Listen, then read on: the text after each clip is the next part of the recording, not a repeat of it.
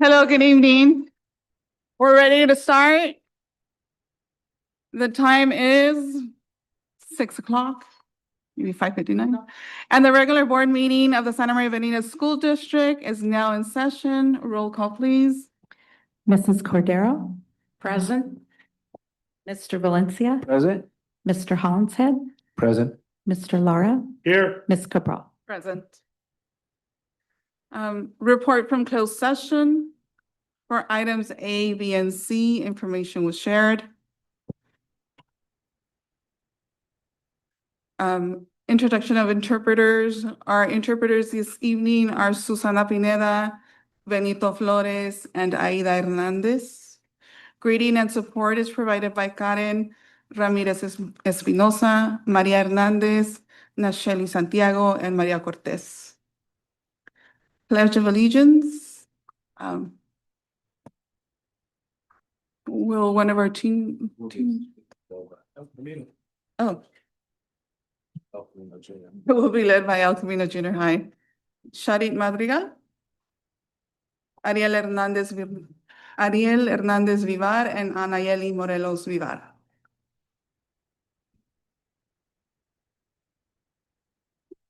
Please stand for the Pledge of Allegiance. Place your right hand over your heart. Ready, begin. I pledge allegiance to the flag of the United States of America and to the republic for which it stands, one nation, under God, indivisible, with liberty and justice for all. Thank you. Please be seated.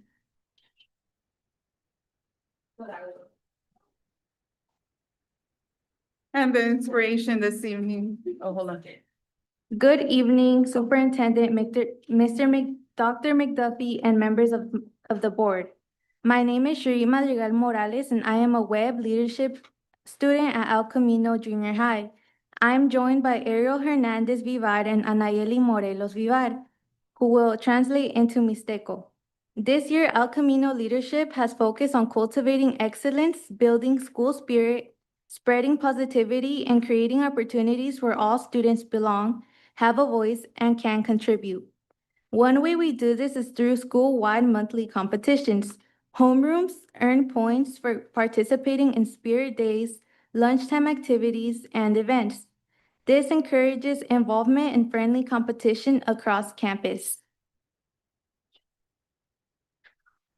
We also create Titan Reels to spotlight teachers and staff, make posters promoting positive values, and host activities that build community. For example, in February, we are hosting Find My Titan Heart in homerooms, a candy heart relay at lunch, and a spirit week including Feeling Inside Out Day, Anti-Valentine's Day, Hat Day, and Pink and Red Day. Students are also sending encouraging Titan-born messages, and staff will gather at the end of the month for a themed Fun Friday potluck. Through leadership, we are learning how to lead, collaborate, and represent El Camino with pride. Everything we do reflects our focus on cultivating excellence, and we are proud to be Titans. Thank you for supporting programs that will help students grow as leaders. Nie kuya yo e camino leader asgo sa enfocar niño sa cultivar ni excelencia suba ni espíritu escolar sa ya positividad da suba oportunidad no ya na estudiante con la forma ni kunte yo que kundu competencia da yo en escuela na sa participar ni que yo sin actividades ni loncheta sin eventos que van a punto sa tu subando titaneros no sanando na maestros sin trabajadores subando posters ni sa promoviendo ni bata sa organizando actividades ni sa fortalecer ni comunidad.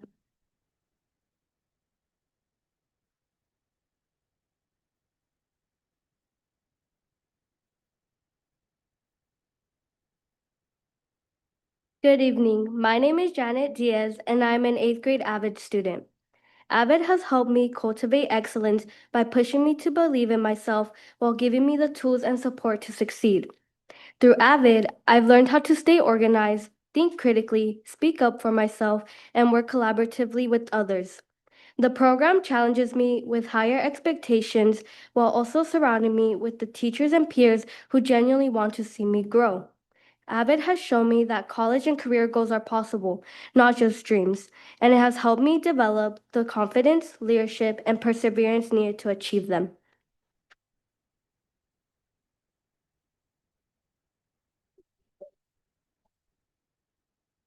Good evening. My name is Jasmine Enriquez, and I am a member of the El Camino Business Club. Through our club, I've learned that excellence comes from creativity, responsibility, and teamwork. This year, our club has designed and created T-shirts and sweatshirts for all of our school's clubs, managed invoices, and created custom artwork. Through this process, I've learned developing skills in organization, communication, and problem solving, while learning the importance of meeting deadlines and delivering high-quality work. Business Club has taught me that excellence comes from dedication, attention to detail, and taking pride in contributing something meaningful to our school community. Business Club has made you all T-shirts to show our appreciation for everything you do.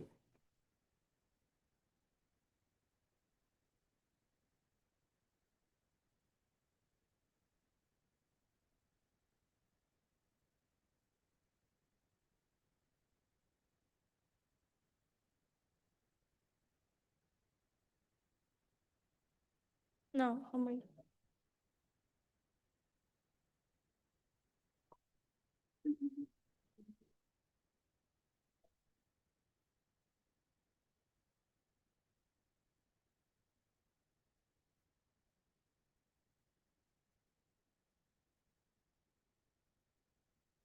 Good evening. My name is Judith Barretta. I am a member of Yearbook Club. Our club has achieved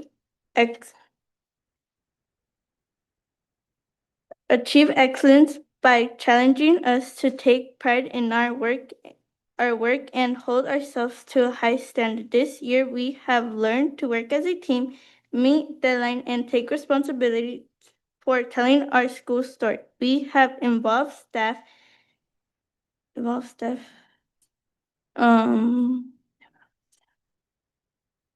design yearbook pages and took all of the pictures you see displayed on the bulletin board. Yearbook Club has taught me that success comes from dedication, teamwork, and commitment to represent the positive things that happen at El Camino.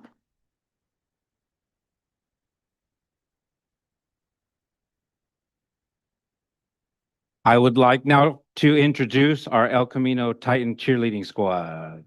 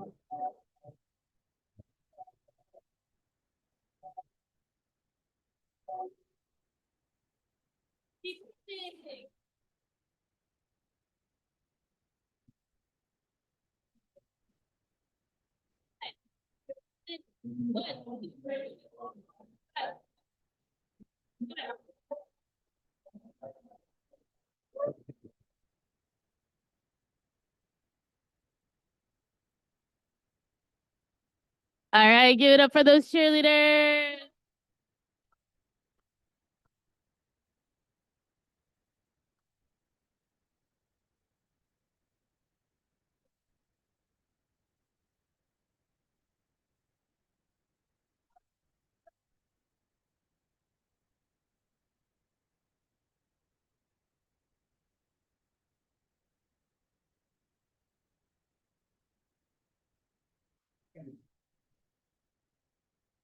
Yes, thank you very much. Go ahead. What a wonderful presentation by everyone from the El Camino group. It is.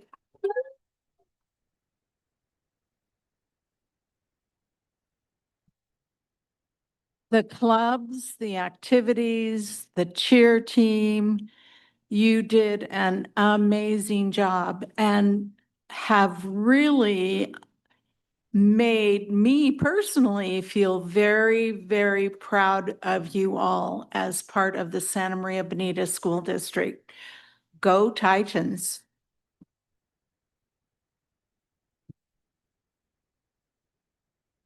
I wanted to give a really special shout out to our students who spoke today, as well as our cheer squad. I had the pleasure of going to school with your coach. She's been doing a great job since we were in high school, and we were at El Camino as well, is right.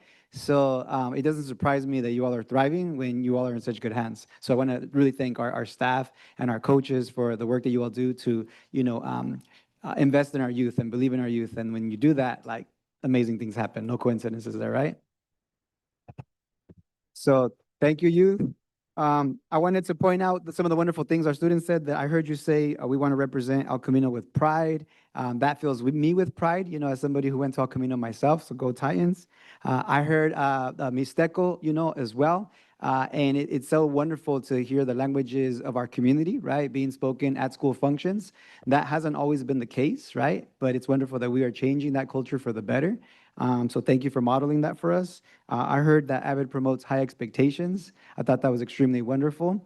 I heard you say you want to contribute something meaningful, and I think we need that energy now more than ever. And then in closing, I love how you said we want to hold ourselves to high standards. So thank you for reminding us of these wonderful things, and go Titans.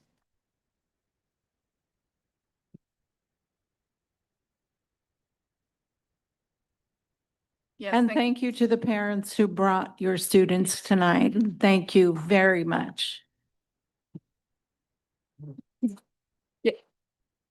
Yes, thank you to the speakers. You did very good. I know it's hard to do public speaking. And to the girls, thank you for the boost of energy. Woo, much needed. And that's it. Moving on to public comment, open session. Are we? Inspiration. Oh, Yeah. You're right. I'm not there. I don't know if the teachers want to, the students. All right. Public comments are intended for members of the public to address the board on items involving the school district. And we'll let them, no problem.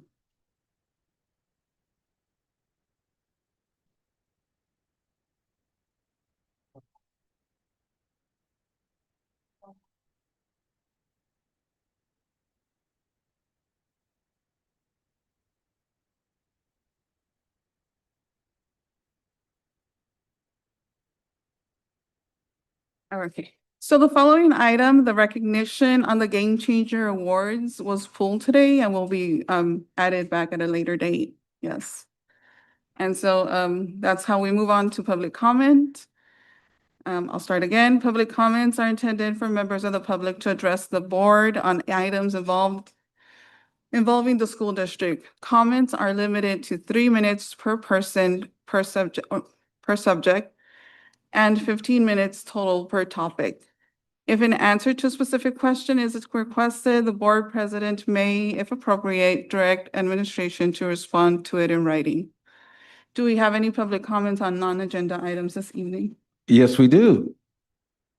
Okay, I will call 5 at a time so we can get through. Kelly Ayers, is she here? Okay, Kelly Ayers. And then we have Jeannie Atkins, Eric Voss, Alicia Sage, and Desiree Felix. We'll start there.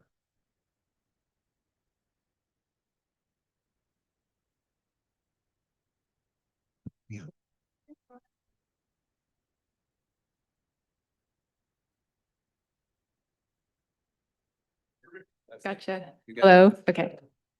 Hello, first I wanted to thank the district for creating the co-teaching survey and for allowing staff members to provide input on the program. Secondly, I would like to request that the district create an additional co-teaching survey and send it exclusively to the resource specialist so they can provide detailed input on their unique needs regarding co-teaching. When I took the survey, one particular question that stood out to me that I found highly relevant was why? Why do you want to do co-teaching? One answer choice was to receive additional help and support. This is a comment that I frequently hear from the general education teachers. That is because they do need additional support and help. The resource specialist will also require additional support, resources, and extra allotted time to provide this help and support to the general education teachers.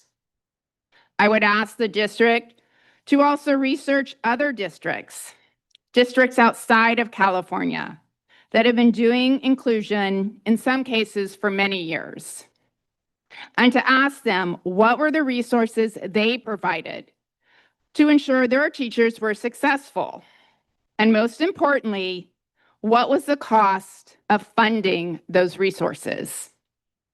Do we have the funding to fully fund this program appropriately and to ensure all teachers, general ed teachers, and resource specialists are provided with the resources and the time they need to be successful in order to ensure our students are successful? If not, then there are many different programs being used in the United States today to support inclusion.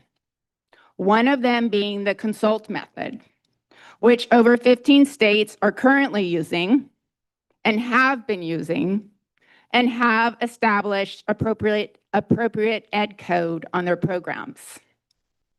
Whatever program the district selects, I respectfully request that you please do the research.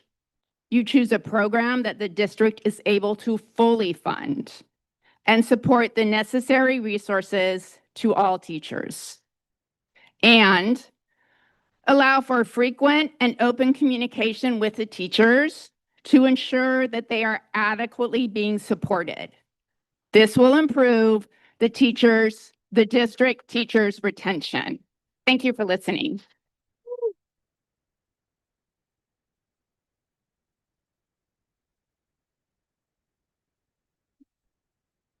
Okay, good evening, members of the board and Dr. McDuffie. I need to lead with a story. So during COVID, we got a new principal at our school, and we had our first leadership team meeting, and she asked us over Zoom what kind of animal we would be.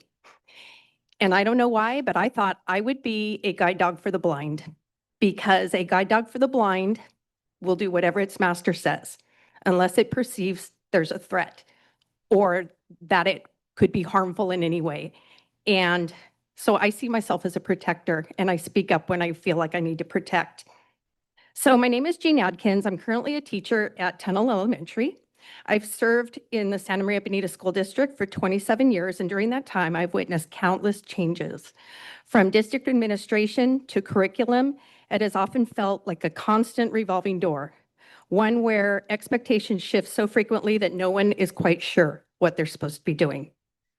By the way, as the protector, one of the reasons I said that was because I am not a complainer. I don't feel entitled. Again, I do this to protect. Across our district and throughout California, over the past several years, the number of programs and new curricula introduced to teachers has become overwhelming. Just as we begin to feel confident and effective with one initiative, it is replaced, altered, or layered with something new. The question we continue to ask is, where is the extra time in our day to do all of this well? Across our district, throughout California, and nationwide, many teachers are making the heartbreaking decision to leave the profession they once loved. Intense stress, burnout, and unsustainable workloads are driving them out. These workloads include, but are certainly not limited to, lesson planning, grading, preparation, parent communication, filling out cost forms to get help for our students, extracurricular activities, and endless meetings.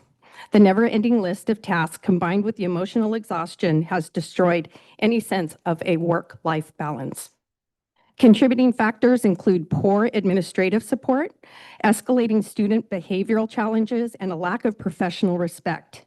Hearing a former superintendent of our own district refer to the teachers he led as Eeyores and turdballs speaks volumes about how educators have been perceived by those above us.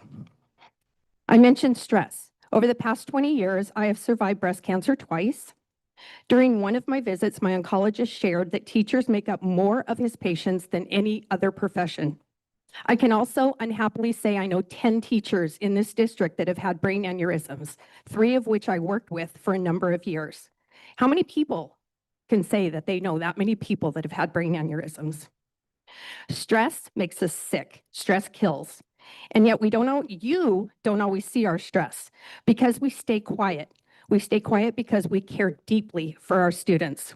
That means working late into the evening, spending weekends at home or in our classroom working, missing our own children's important moments because we can't take the time off, and enduring being loudly reprimanded by administrators in front of students.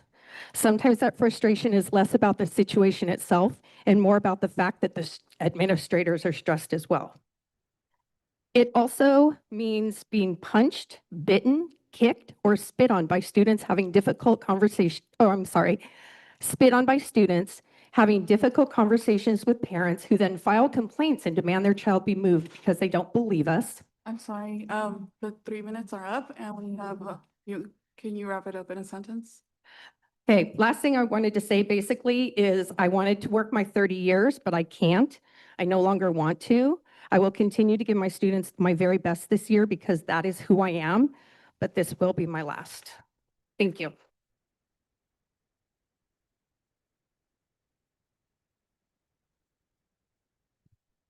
And if you can just restate your name before you begin, so everyone knows who you are.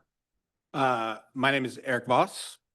Good evening, board, Dr. McDuffie, cabinet, and community members, both here and on Zoom. My name is Eric Voss. I teach 8th grade U.S. history, and I'm a leadership class co-advisor at Fessler Junior High School. I also have the privilege of serving on the SME executive board as the junior high director. In addition, I'm also serving on the SMBSD Middle School Steering Committee and have been serving on Dr. McDuffie's Unity Project for the last year. All of this to say, I am dedicated to serving our students here in Santa Maria, and I'm doing everything that I can to be involved in making this district the beacon of education that it once was. When the transition to middle schools was announced in 2023, I jumped at the opportunity to be involved in the work of revamping our system for our oldest learners.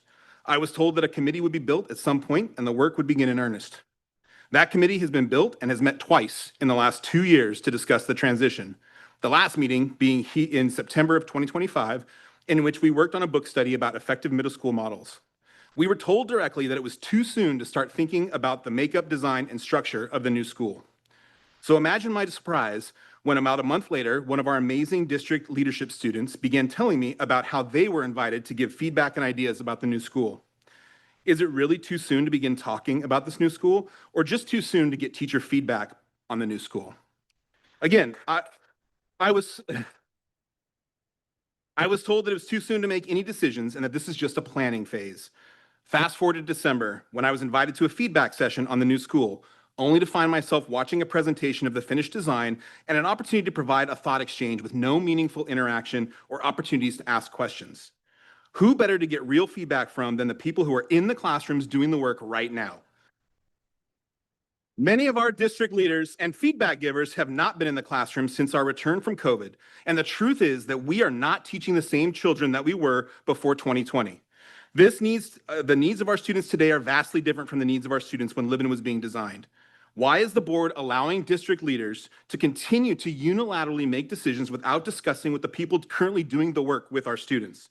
We help spread the word about Measure K. We should be able to actively contribute in how that money is spent and support the students that we see daily. The reality from the trenches is that there are multiple new initiatives that have been placed on all of us without any actual feedback from us. WestEd, Arenda, inclusion, co-teaching, the restructuring of site coaches, RTI, all things that this board has allowed the district to implement without once asking for feedback from current classroom teachers or instructional aides or office managers. The board allows district leaders to make decisions about us without us. I'm not afraid of change. I embrace it. Most of us at the sites know that things need to change. We must be allowed to have a voice in that change because we've been told all year that we belong, we have a voice, we can contribute. I'm asking you all, and Dr. McDuffie, are you actually going to follow through with the belief that all people belong, have a voice, and can contribute by requiring those who have power to make decisions about us with us? Or are we being manipulated by words? There is no gray area, there is no middle ground. I'm asking that this board demand the district stop making decisions about us without us. Ask how many current classroom teachers were involved in the decision-making and vote no on any requests made without teacher voice. Demand the district stop assuming they know what best strategies for student learnings are without actually talking to those who are actively teaching students daily. We want to embrace the future of SMBSD. We want to belong. We want our voice to matter, and we want to contribute. Thank you.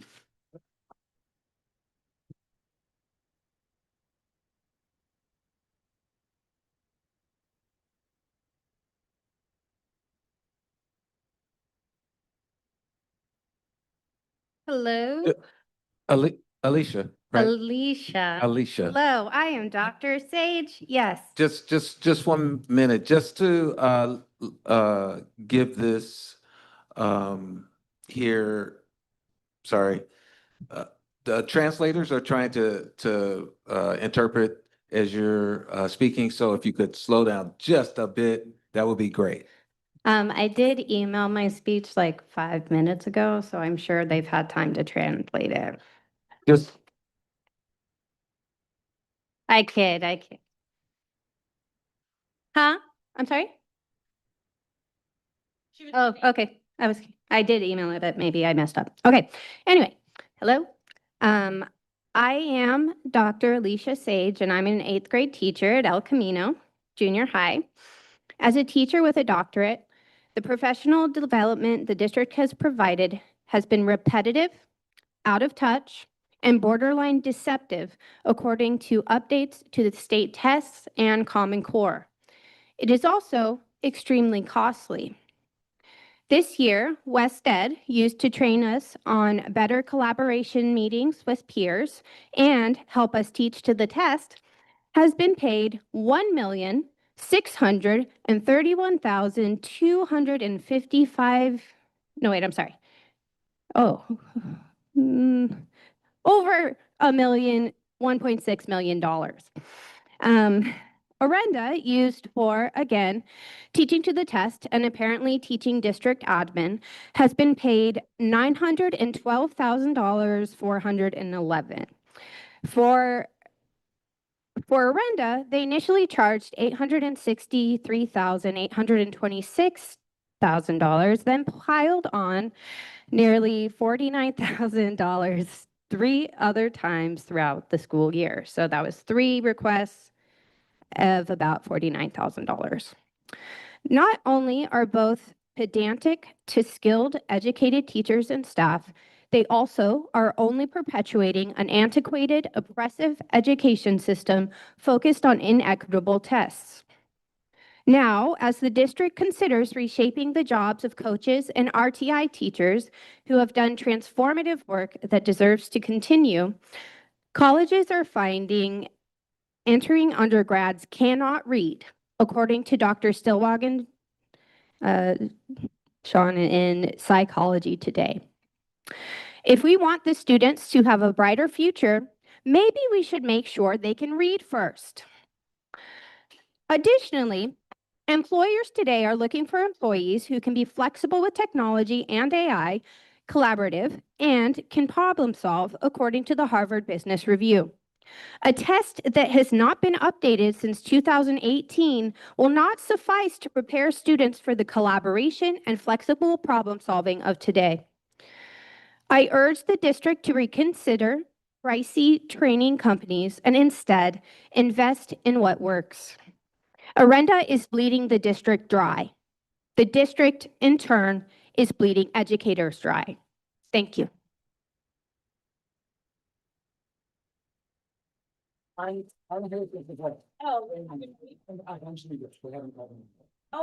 I thought there was somebody before me.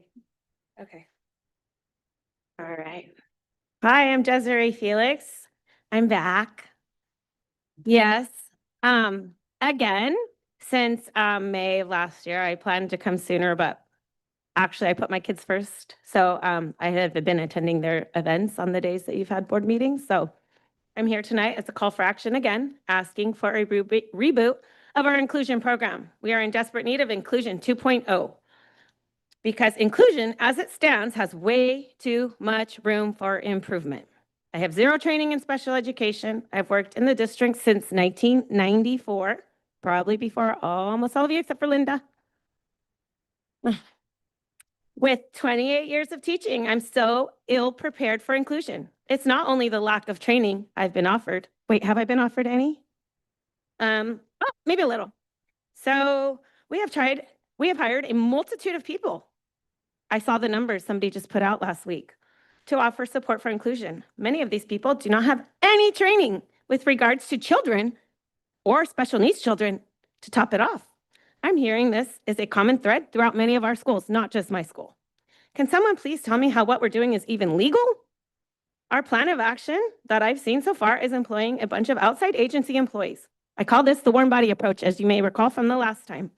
Almost all the employees I've met have never worked with special needs children. The amount of help that is needed is alarming to me.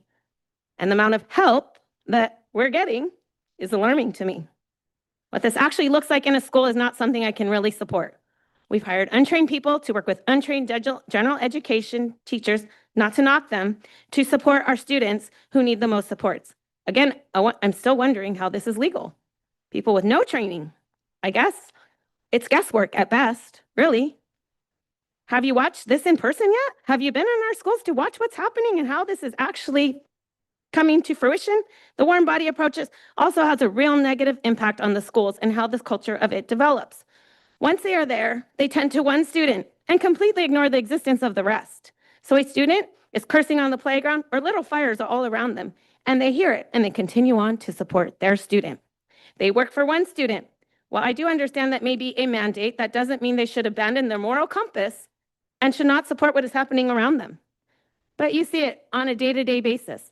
And when their student is actually included and functioning for the moments that they are, they're pulling out their phone. They're on their own. They're on their own time.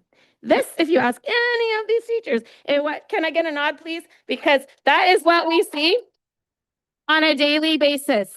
They serve one student. When we employed Santa Maria Bonita School District aides, like I once was, I supported every student that existed around me. Hey, good job. Hey, good work. Hey, you need some help? Can I help you with that?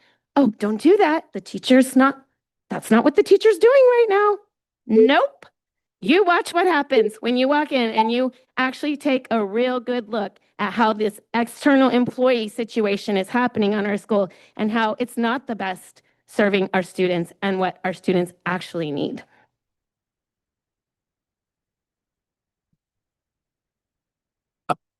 I'm going to call up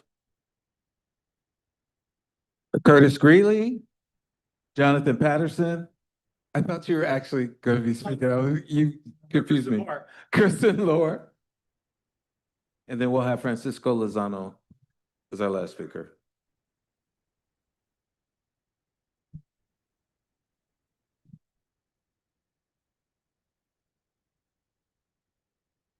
Good evening, trustees, Dr. McDuffie, my brother and sister educators, and members of the community. My name is Curtis Greeley, and I'm reading this message on behalf of Lisa Avila, Director of Region 3 of the California Teachers Association. I'm writing to you because our educators are hurting. When educators are hurting, students feel it. Decisions that fundamentally reshape classrooms, special education services, and working conditions have been made without meaningful input from educators who know our students best. These decisions have led to overcrowded classrooms, unsafe learning environments, and student support systems that simply do not work. Too often, educators are then blamed for the failure of systems that they were never invited to help design.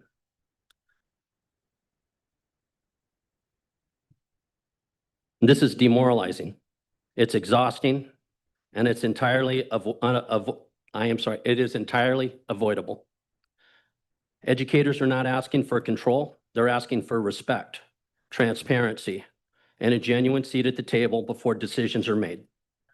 Our students deserve policies built with educator expertise, not imposed without it. As a board member, you were elected to serve this community and to protect our schools. I urge you to listen, to truly listen to the voices of educators and community members, and to take responsibility for changing the culture of decision-making in this district. When educators are supported, students thrive. Please choose collaboration over exclusion. Thank you for your time and consideration. Sincerely, Manesa Abla, Director, Region G, California Teachers Association. Thank you.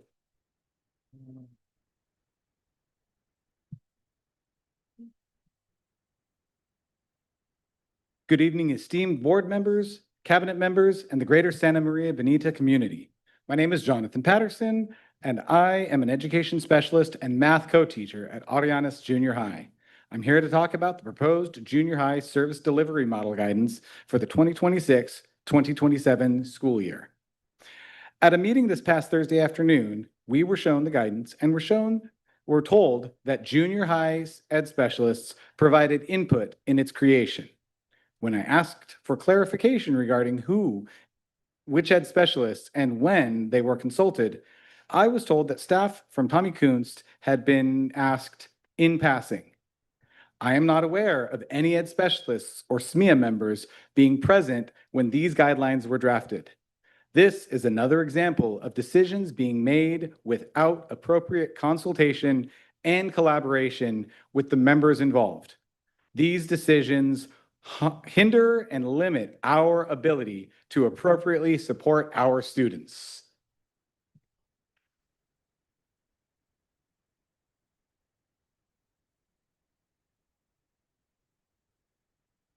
Good evening, directors, Dr. McDuffie, cabinet, and thank you so much for being here. You're all amazing. I'm so proud to be wearing a blue shirt today. So for this evening, you've heard a lot, and I'm going to add to it because there's some things that are left unsaid. I'm Kristen Lorasamia, president. A bridge only works if it's connected on both sides. Right now, the bridge between the district office and our classrooms is under construction. But the teachers and all educators, district office educators, classroom educators, little closet educators, workroom too crowded educators, out on the foyer educators, all these educators are not consulted on the blueprints. So I'm going to share a list of recent decisions made without grassroots teacher input. We're here tonight to remind you that inclusion or engagement isn't a courtesy. It's a necessity for our students' success. Here's what has been decided about us without us. Additional duties regarding compliance for SPED, MTSS, and others. Changes that increase our workload must be negotiated. Walk to learn model. Changes to teachers' assignments, workload, planning expectations, and use of instructional time are mandatory subjects of bargaining under Government Code 3543.2A1 and Article 5.22 of our CBA. Professional development like WestEd, Orinda, Brighter Futures Project, letters. All these related MOU professional developments are prescribed by the district, allowed only within clearly defined contractual parameters. Outside the parameters, added days, removal of staff meetings, collaboration time, changes to required trainings, bargaining is required. Special ed program structures, inclusion, co-teaching, don't get me started. We already tried to work on that. These involve assignment, caseload, and workload, and thus are negotiable. Shifts like adding co-teaching may also impact evaluation procedures and collaboration time. Evaluation procedures are things we've been working on too, which we haven't met yet. Educator caseloads covered under Article 13, class size, any increase to caseloads. Now we have actual laws on the books, so we're trying to work out how we count things that aren't on forms that teachers try to turn in to show the kids that are being up for testing. We're still not being able to count those students. Educator workloads covered under Article 5 include preparation time, assigned duties, staff meetings, workloads explicitly within the scope of representation. Schedules, any changes to workday or student start or end time or master schedules, especially at junior high or prep time, are negotiated. Changing to adding job duties covered under Article 5.2 and Government Code again 3543.2. Middle school models or junior high schedule changes when 5 to 7 period shifts. Any redesigning of a junior high schedule must be negotiated per Article 5.2.1.2 with this goofy timeline that nobody seems to remember that we all try to get in ahead of, but it's always too late. Middle school models or junior high schedule changes, I said that. TK all-day kindergarten changes to the length of day, the instructional model, the workload, and prep time must be bargained. ELD learning outcomes, program delivery. It affects teaching assignments, evaluation, workload. It falls under terms and conditions of employment, must be bargained.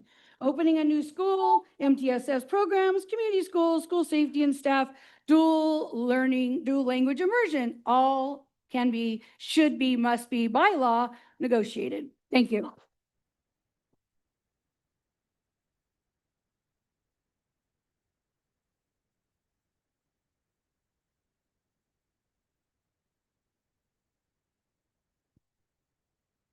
Francisco Lozano.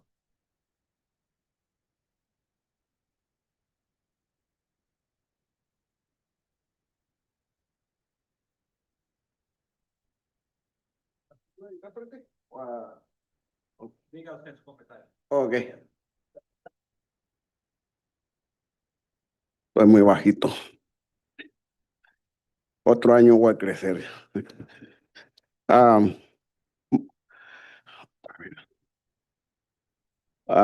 Muy buenas noches a miembros de la mesa directiva y al superintendente y a todos los presentes de estas noches, padres, miembros de la comunidad, personales de nuestro distrito Bonita. Mi nombre es Francisco Lozano, un miembro de la comunidad mixteca y fundador del Comité de Padre Asesor Mixteco, bajo los dos distritos como Bonita y la High School. Tengo una preocupación por el mensaje ofensivo de una maestra de las escuelas que está bajo el distrito Bonita, para hacer una comparación de una comunidad muy inferior y sucio. ¿Cómo ven a nuestros hijos y todos los estudiantes dentro de su salón? Su expresión está muy fuera del lugar. Lo que es la creencia del Distrito Bonita. Cuando concluimos el plan estratégico, la creencia, toda comunidad, diversidad, su cultura, tiene que ser respetado y sus voces escuchados. Hoy venimos a pedir a ustedes como miembro de la mesa y al superintendente que esa clase de mensaje no es apto para nuestra comunidad. Seamos hispanos, latinos, mixtecos, asiáticos, árabes, orientales, merecemos el mismo respeto. También no estamos en contra de la limpieza y otros reglamentos que beneficien a nuestros hijos, pero que sea por medio de un mensaje adecuado y con respeto. Estamos aquí para colaborar como padres, para que el ambiente de la escuela sea saludable, limpio y seguro para todos nuestros hijos y estudiantes. Muchísimas gracias.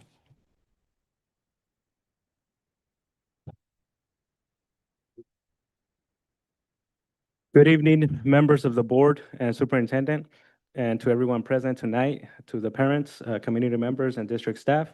My name is Francisco Lozano, community member and founder of the Mixtec Parent Advisory Committee in both districts, the Santa Maria Bonita and the high school district. I'm concerned about the offensive message from a teacher at a school under the district here. To make a comparison of a very in fear and dirty community as they see our children and all the students in their classroom. This expression is far outside of what the district believes. When we concluded the strategic plan, the belief was that all communities, diversities, and cultures must be respected and voices must be heard. Today, we tell you, members and superintendent, that this kind of message is not appropriate for our community. We are Hispanic, Latinos, Mixtecs, Asians, Arabs, and Orientals, and we deserve the same respect. We're also not against cleanliness and other rules that benefit our children, but it must be done through an appropriate and respectful message. We are here to collaborate as parents so that the school environment is healthy, clean, and safe for all our children and students. Thank you.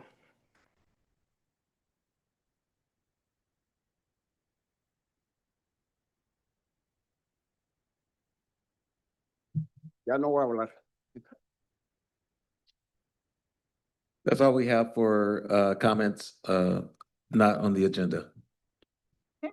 And do we have any public comments on agenda items this evening? Yes, we do. So I'll do the same thing and I'll just call everyone up. Susie Everode Crook, did I say that correct? All right. And then we have Addison Sage. Kristen Patterson. Jennifer Danowitz. Kristen Lohr. And Judy Morris.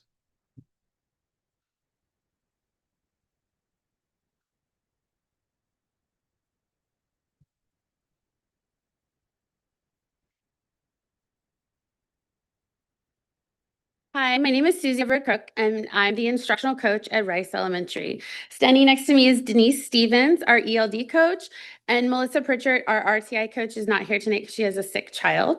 I'm here today to give you some numbers and data regarding our day-to-day jobs at Rice Elementary. If you know me, I love data, I love math, it's my thing. So amongst the three of us, we have 70 years in education, 4 master's degrees. We service 913 students at our site amongst 34 classrooms with 591 multilanguage learners at our site, including 34 newcomers.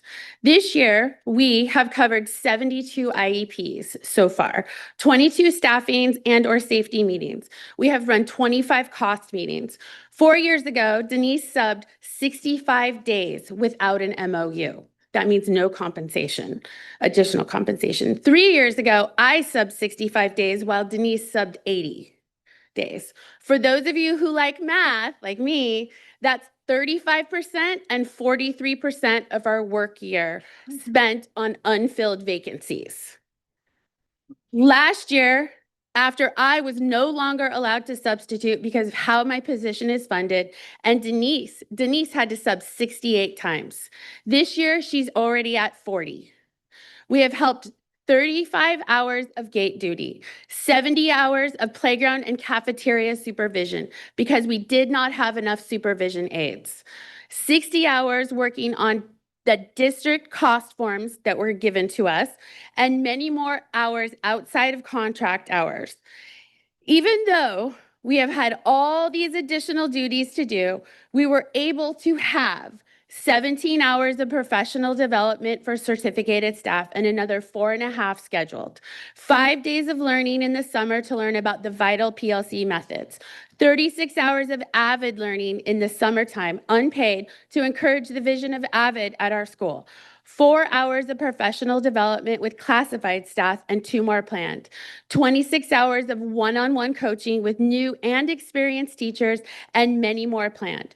32 hours of professional learning with our coaches, expanding our practices. 85 PLCs spanning all grades. 200 hours with our multi-language learners to help them build their English language proficiency. 56 students redesignated last year, and this year our goal is 100. We have had 60 field trips and in-school experiences planned. This includes the walk through history, gold panning on our trips to UCSB, Cal Poly, Vandenberg, Space Force, Plantel, Santa Barbara Blueberries, Allen Hancock to learn about college and career opportunities in the Santa Maria Valley. I have 20 robotics kiddos that I see every morning at 7:10 in the morning because our school wanted robotics and we didn't have a coach. What the district has given us regarding this entire process of redesignating our positions is 4 meetings on updates on these positions where district leadership gave us no answers regarding these new positions will be flown, how they will work, how they were working off of an expired MOU for interviews, how the new MOU on the table will work, and if we have site rights, if we have involuntary transfer rights, or if these jobs will be flown before the first round of transfers. Who will take care of all these things when the instructional coach and the ELD coach positions are no longer? And I ask, is that's what's best for kids?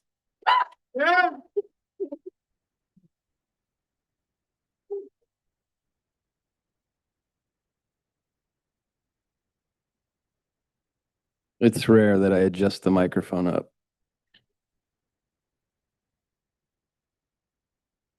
My name is Addison Sage. I work at Arianas Junior High proudly. December 10th, myself and others came before you to remind you of the importance of our ELD and instructional coaches, as well as our RTI teachers.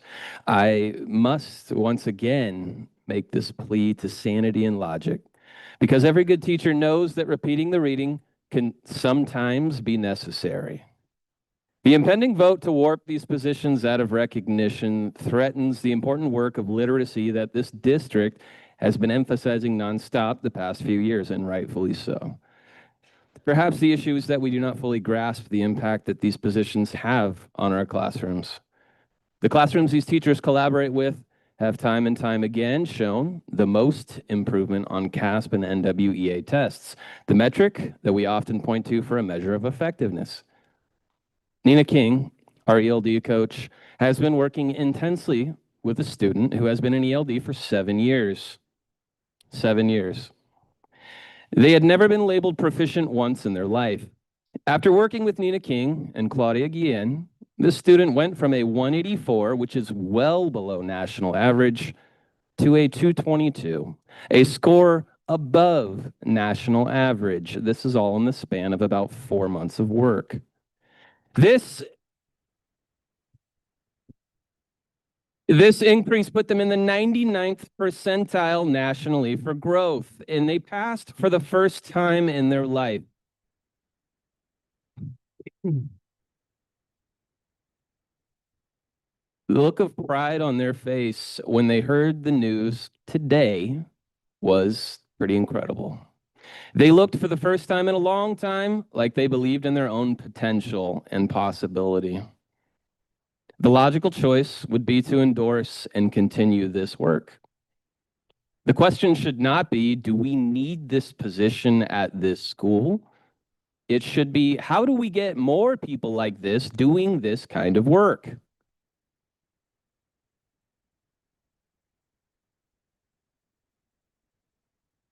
It boggles the mind that a vote to end or at least interrupt this work from these talented people is being held tonight. An ounce of prevention is worth a pound of cure. Folks like Nina King are the biggest factor in preventing our most at-risk students from entering adulthood without literacy. The cures to systemic illiteracy are costly and often ugly. I urge you to vote against the restructuring of these positions tonight. Thank you.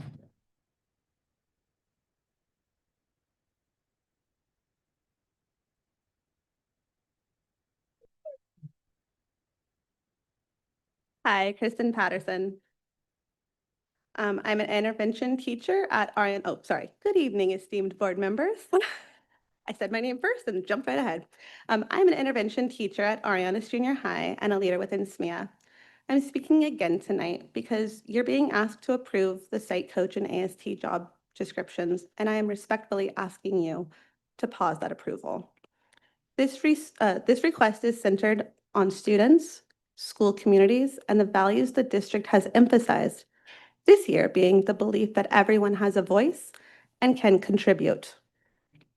In our schools, instructional coaches, ELD coaches, and intervention teachers play a critical role in supporting students with language and literacy development, including those who are English learners, students receiving MTSS interventions, and students who are receiving MTSS interventions.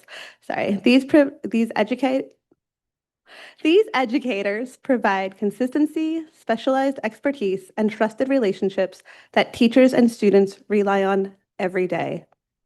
If those roles are eliminated, consolidated, or redefined without a clearly developed transition plan, the disruption is going to be felt immediately in classrooms across the district. As you may have learned by now, the implementation design has not been developed collaboratively with stakeholders. School communities still lack clarity about how services for English learners will be delivered, how MTSS supports will be provided, and how literacy standards will be achieved across grade levels and campuses. In December, the board was informed that collaboration on implementation would occur. That work has not yet begun. Approving job descriptions before that planning is complete places school communities in a position of uncertainty. Equally important, these changes are the subject of required bargaining discussions between district and SMEA. This restructuring,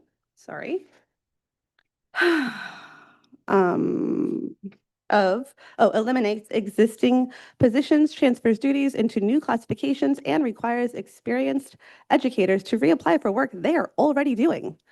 How these changes are described and are carried out matters. The process itself shapes trust across our schools and sends a message to educators, students, and families. I said in December, and I'm saying it again tonight, if we believe that a unified community inspires hope and faith, then our actions must reflect that belief. Pausing approval allows SMEA and the educators to support our students through coaching and interventions and services must be meaningfully included in decisions that directly affect those students before these decisions are set.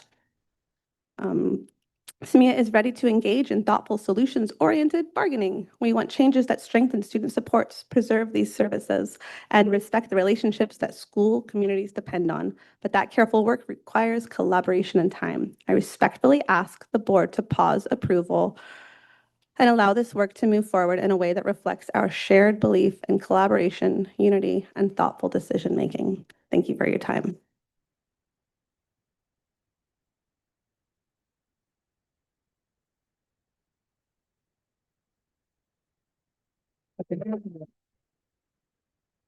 Good evening.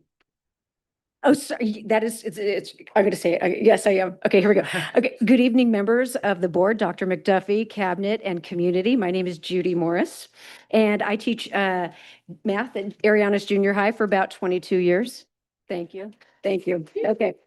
I am here tonight to urge you to not approve the proposed site coach and academic support teacher job descriptions and instead preserve and strengthen our current instructional systems, the ELD coach, the RTI teacher, and the instructional coach as they exist currently right now.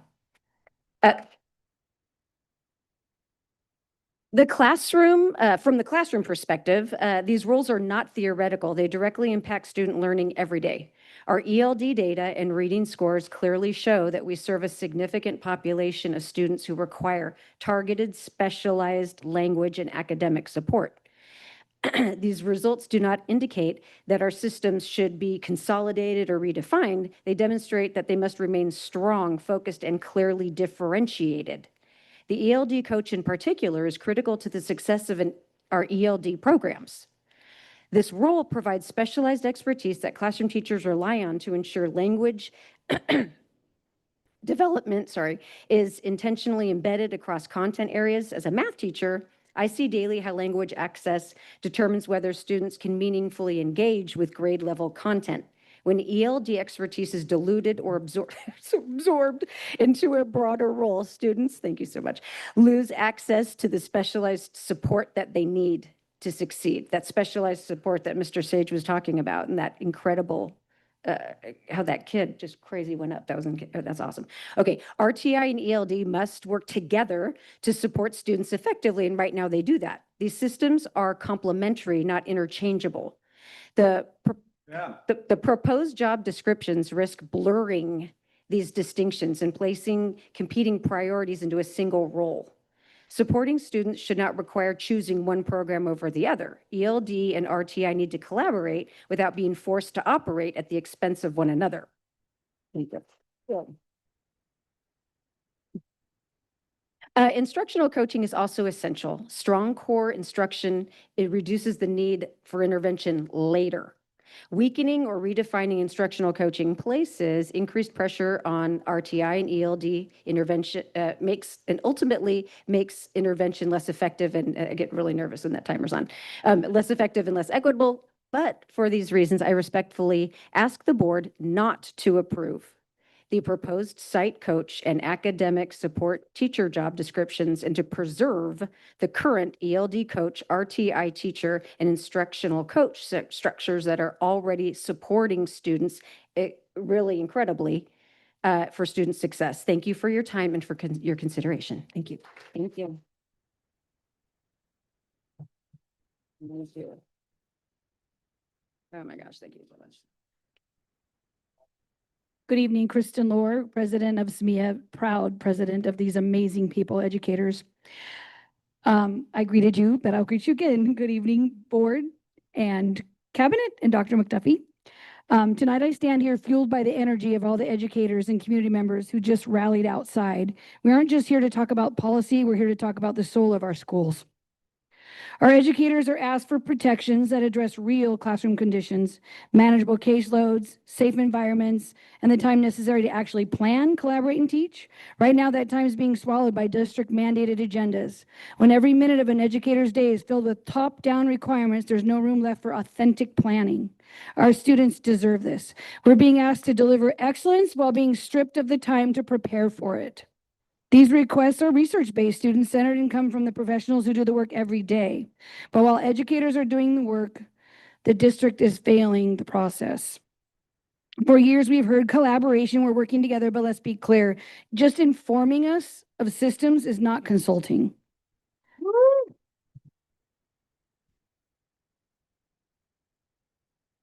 Most recently, as you've heard this evening, the district unilaterally moved to eliminate 3 job descriptions. Now 64 of our dedicated members, veterans who have given their lives to the district, are in limbo facing the possibility of an interview just to keep a similar role. I urge this board to vote down the proposed new job descriptions tonight. This isn't an isolated incident. This is an administrative ambush that happened in November, a part of a pattern of disregarding EERA and PERB law. When the district asked for our input, we gave honest answers about what was needed to be improved over these last 2 to 3 years. But these answers were used to tear apart current systems. People here will attest to this. This is a severe breach of trust. Our words were turned into a weapon to dismantle our positions rather than a tool to strengthen them. You heard that from Addison.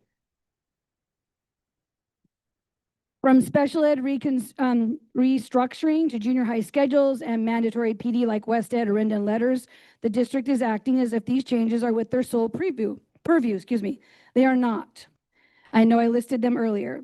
Whether it's workload, safety protocols, or walk to learn model, these are mandatory subjects of bargaining. You can't unilaterally change the terms of our employment and then call it innovation or a system for student success, not when you've excluded the grassroots expertise required to make this success possible.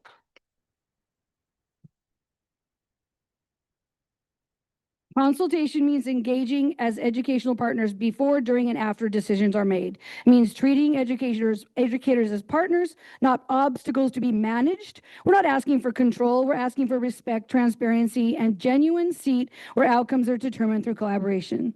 It's not about the 64 educators at risk. That's not the only thing. It's not only about them, sorry. These unilateral decisions, void of meaningful engagement, affect this entire community, parents, students, and our CSEA brothers and sisters.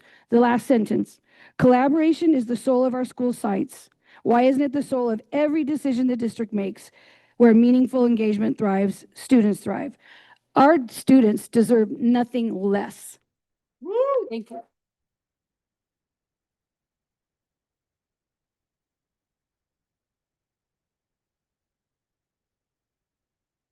Jennifer Danowitz. Good evening, board members, cabinet, community, SMEA, and all of you watching at home. I am proud to be an instructional coach and a member of the support services team in this district. I stand here tonight backed by some of the teachers that I have worked with at Arianas Junior High.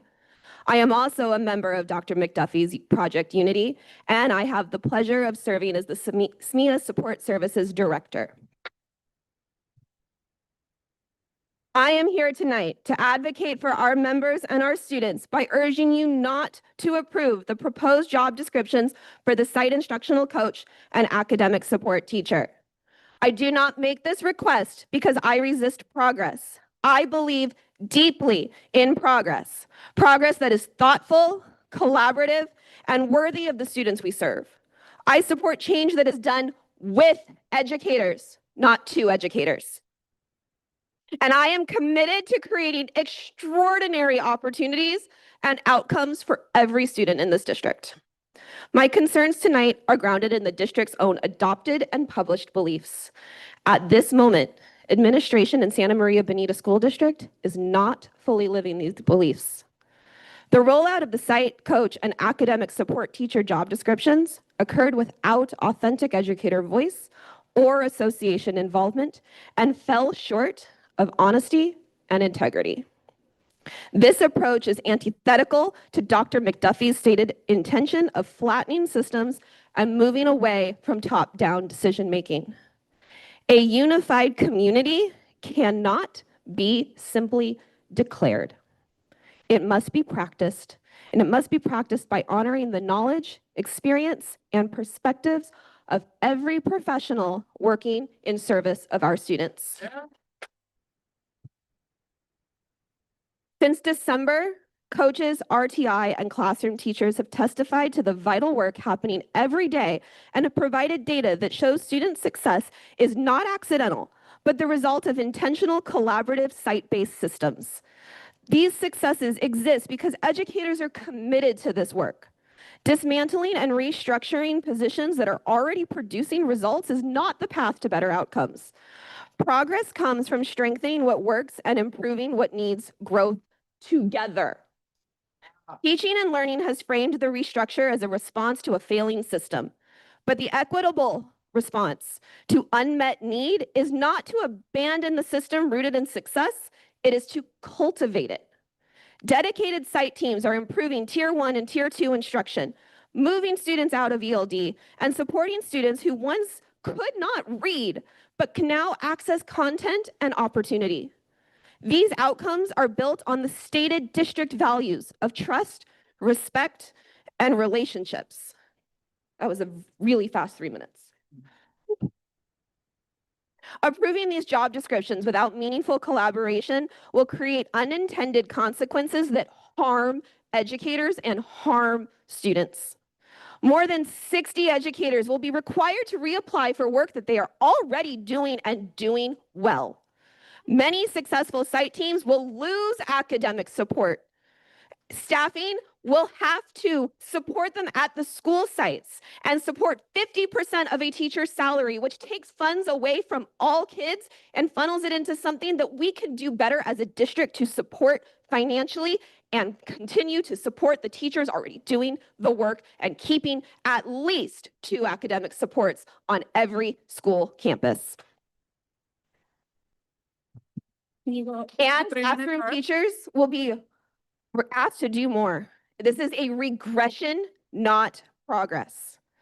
Tonight, I'm asking you not to approve the job descriptions and instead honor a principle that reflects both SMEA's call and the essence of the district's own beliefs.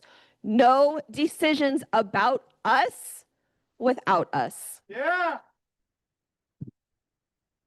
Let's move forward together.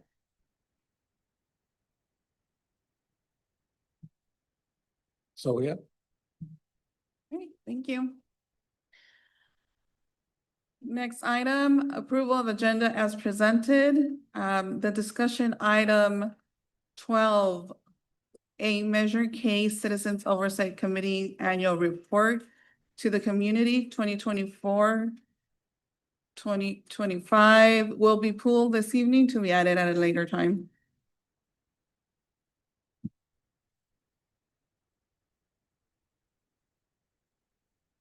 Oh, we're pulling it. Are there, oh, well, we'll wait for them to. All right, thank you.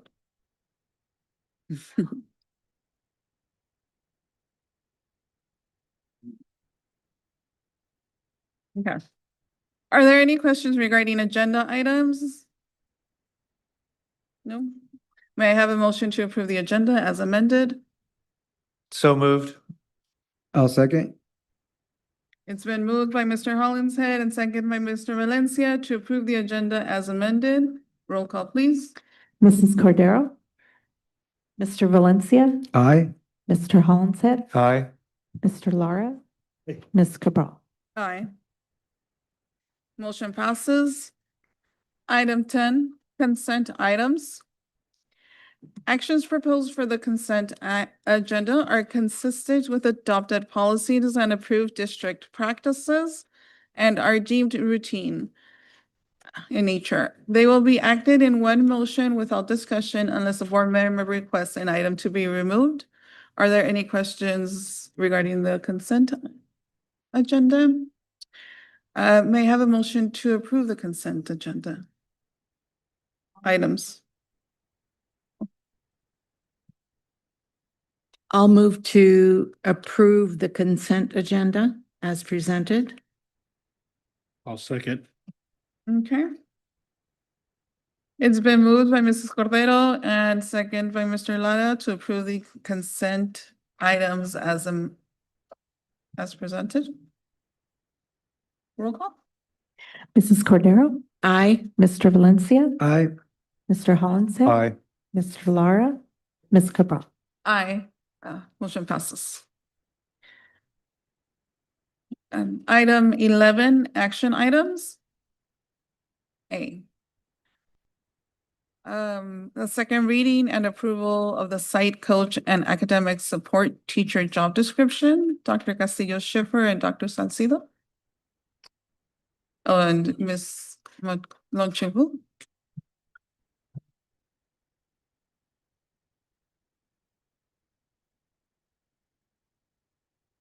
All right, good evening. Excuse me, may I make a comment before they start? It is extremely disheartening to me that those who came out to object to this particular item have cleared the room. Thank you. Thank you for that. Good evening, board members, Dr. McDuffie, cabinet, our community in San Bonita. My name is Mainchulo Changbu. I'm the Assistant Superintendent of Ed Services. My team and I are here this evening to ask for your approval of the site coach and academic support teacher job description. I will kick us off this evening, reminding us of who we are and what we believe in San Bonita.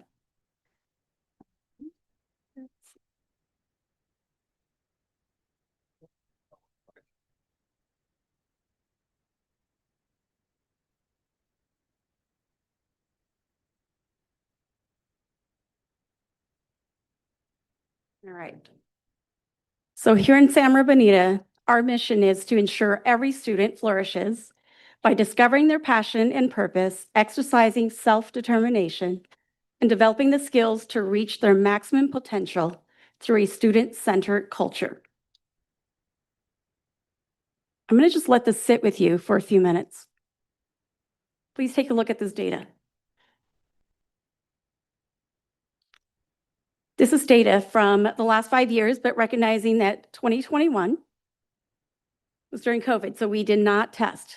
So the last 4 years, just let this data sink in.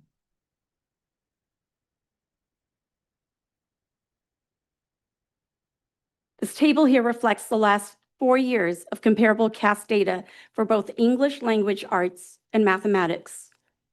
These years represent the most reliable window of understanding current student performance and informing district decisions. This data provides a clear picture of how our system is currently performing for our students in San Bonita. ELA proficiency has remained relatively flat.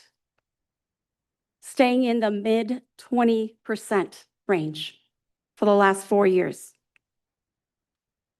There has not been sustained improvement at a scale that changes outcome for all of our students. So roughly 3 out of 4 students here in Santa Bonita are not, I'm going to repeat, are not meeting grade level literacy expectations. 3 out of 4. Improving ELA outcomes is essential to improving overall student achievement and access. When you look at math, remained consistently lower than ELA, hovering in the mid high teens over the last 4 years. In most years, fewer than 1 in every 5 students meet grade level math standards. Fewer than 1 student out of 5 are meeting math standards. The math data reinforces the need to strengthen instruction system-wide. I know we have successes, pockets of successes across our district at schools by grade level. But what we are trying to do here is to build systems so that all of our students are successful. The ELA and math trend shows persistent underperformance across core academic areas. The consistency of these patterns across years suggests this is a systems issue rather than isolated classroom challenges. We know we have challenges. We know that.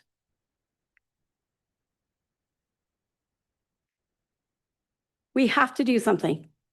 We cannot be okay with the scores I just showed you. It is a moral imperative that we respond as a district because our kids can't wait. So in response to these trends, the district has been intentional about where we focus the efforts.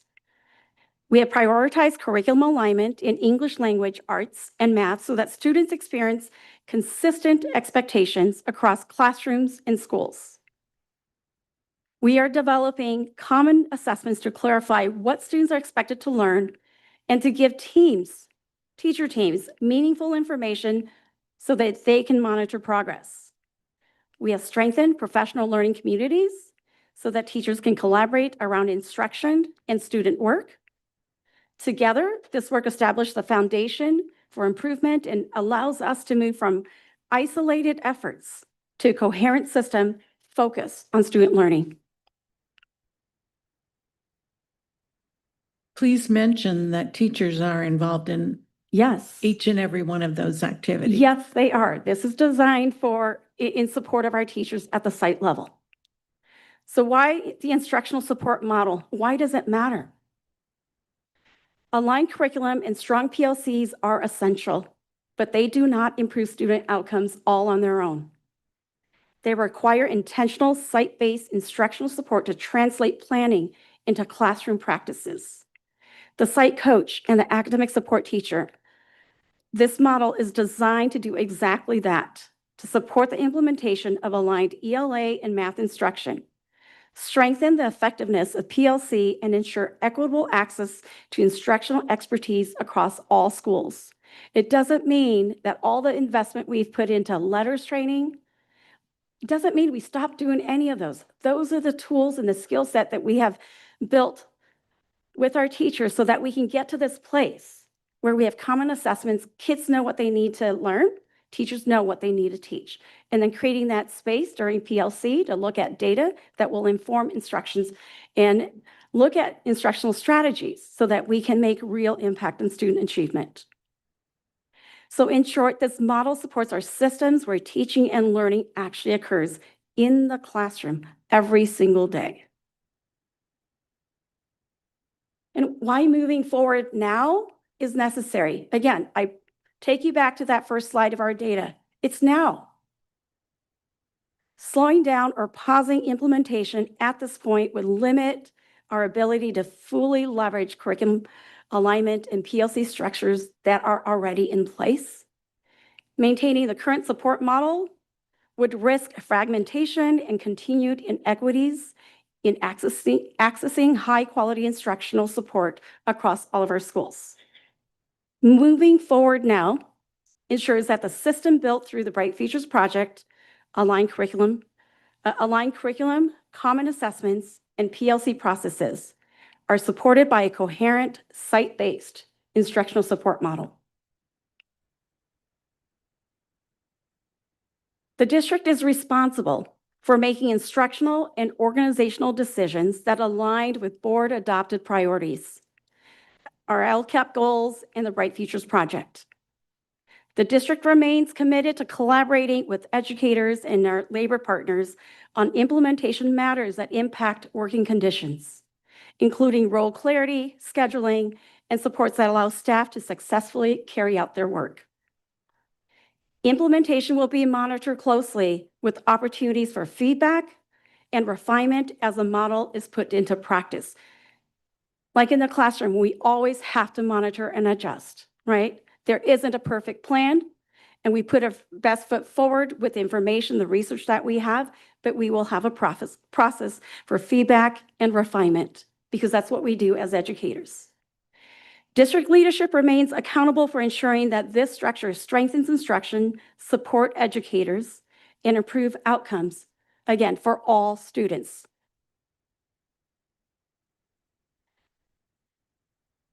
Your action this evening allows us to move forward with the systems our students need now, while continuing to collaborate with educators on thoughtful implementation.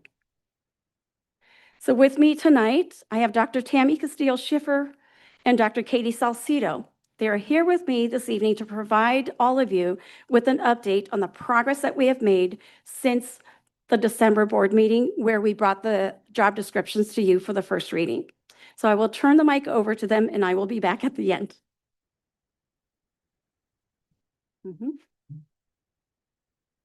Good evening, board members, Dr. McDuffie. We're here tonight to provide you an update about what has happened since our last discussion of this item. So this slide here highlights the major actions taken over the last month. First was a cross-functional team, so that's a team from just about everywhere. We convened to finalize the criteria for the metrics that determine site need. Second, we completed a final site allocation for the academic support teachers based on those metrics that determined need. And third, the collaboration began with the union on the MOU to support the alternative transfer process. This work reflects intentional progress, collaboration, and transparency as we shift to a new model.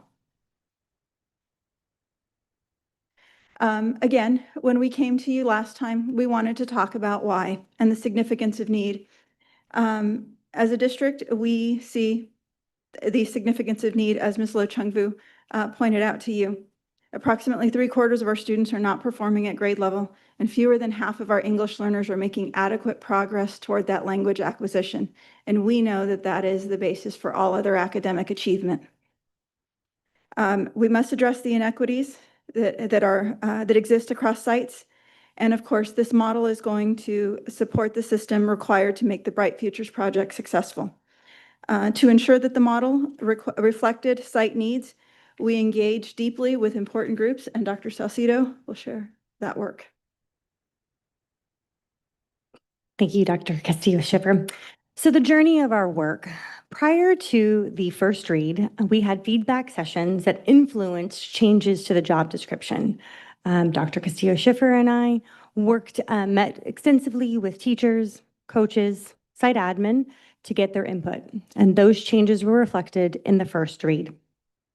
We held whole group meetings, individual site team meetings, as well as we worked closely with principals, HR, and SMBSD leadership to try to make sure that the job description was presented the first time with all of those changes reflected.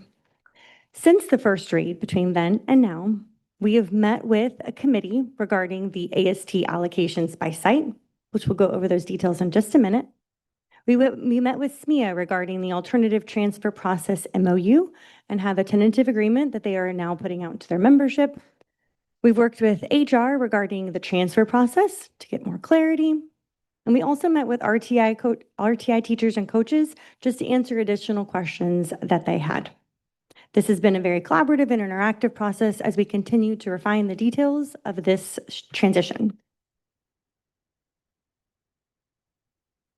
So I want to make sure to thank the folks who were on the allocation committee. You can see their names and their roles there. The committee met 3 times across from December to January, and of course, this time frame was punctuated by our winter break. The work ensured that the allocation model is transparent, it's data-driven, and it's equitable. The level of collaboration that we have is going to strengthen our implementation and our long-term success.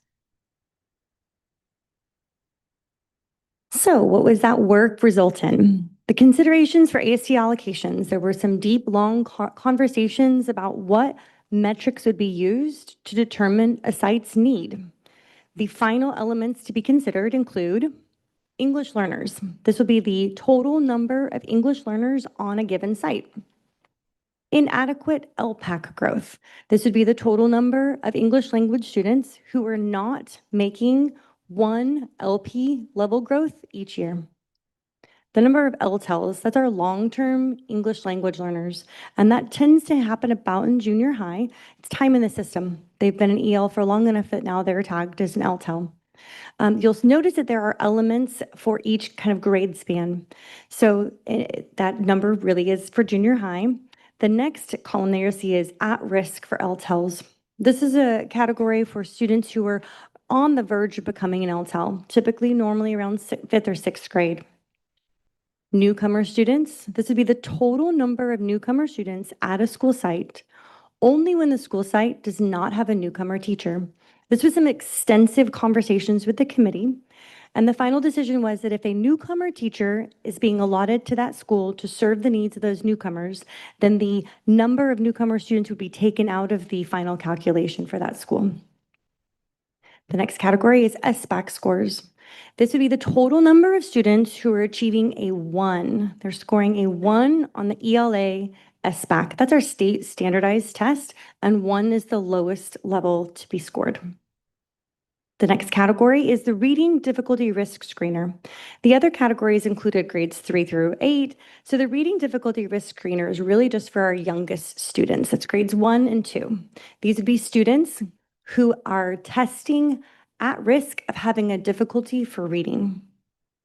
Next category is exposure to 2 or more non-English languages. When a student is learning and decoding more than 2 languages, it becomes a little bit more difficult and more help is needed. With all of those elements, each raw score has then been given a weighted score. Lori Grock and her amazing team used some mathematical magic and took a 5-point weighted scale for every one of those categories. So the raw data was then given an average score. The average score would be a 3, and then using standard deviation, you would have the range going up to 4 or 5, and down below average to a 2 or a 1. The total weighted score would be given to a site, and then sites would be organized by those final scores. So in order to determine the allocation for an academic support teacher, 3 levels of allocation for staffing were decided. 1 FTE, or 1 full-time academic support teacher, would be allocated to schools in the lowest need band. The middle need band would remain at 2 academic support teachers, which is equivalent to what the current staffing model is. And then the highest need schools would then receive 3 academic teachers. Please note that these are allocations for the academic support teacher only, not the site coach. So every site will receive a site coach. This is just for the AST or academic support teacher allocation. Here you'll see a chart of the final site weighted scores.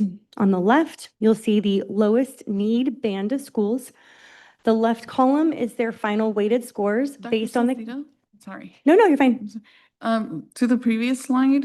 Sure. These weighted scores say they're for this next coming academic year, so 26, 27. For the following year, will they be assessed again to see the needs for the following year? That is a great question. And so as a committee, we decided that this will be reviewed annually. in order to leave stability of staff. We would review it once annually with a new allocation being determined prior to the first transfer window. So that would happen in winter so that if any allocations are different and a transfer needs to happen, that decision is made prior to the transfer fair. Yeah, good question. Oh, I see another question. Oh. Was the total school population considered in this as well? That's a really good question. So we really talked a lot about what need was. Size did not necessarily need student need. We really wanted to dig into the demographics that determine that additional academic support might be needed. And that's why we went with the categories, not just size. We didn't want to just say, just because you're a big school, you need extra support, but do you have significant needs? We really wanted to go off of student needs. Yeah, good question. See another question? Yeah. Mm-hmm. When you're talking about a weighted number, Yeah. and I see the elements considered, are you, when you're talking about something weighted, are you trying to create greater weight towards a certain priority or certain priorities, and rather than have each priority or each thing listed treated equally? That's a really good question. And we actually talked through that as a committee. Did we feel like there were certain elements that needed a higher score than something else? Did it determine a greater amount of student need? And the answer was no. All of the elements are equal weighting.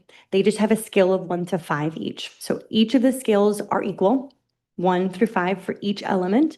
Then the number or the weighted score is determined by the raw data scores. So a 3 in a certain category would be a different number than a 3 in a different category. Because, for example, the number of newcomer students is a smaller number, and the number of overall ELs is a larger number. So you might have, when we have 600 ELs, it gives us a 4.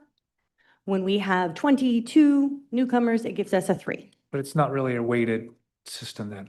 Oh, maybe. That's no, more Lori's. No, it's, okay. Yeah, so there's a score range for each element. Yeah. All right, back to this one. This is the final scores by site. The far left column being our lowest need scores. So those are sites with the lowest scores. The middle would be our middle need schools, and then the right are the highest need schools.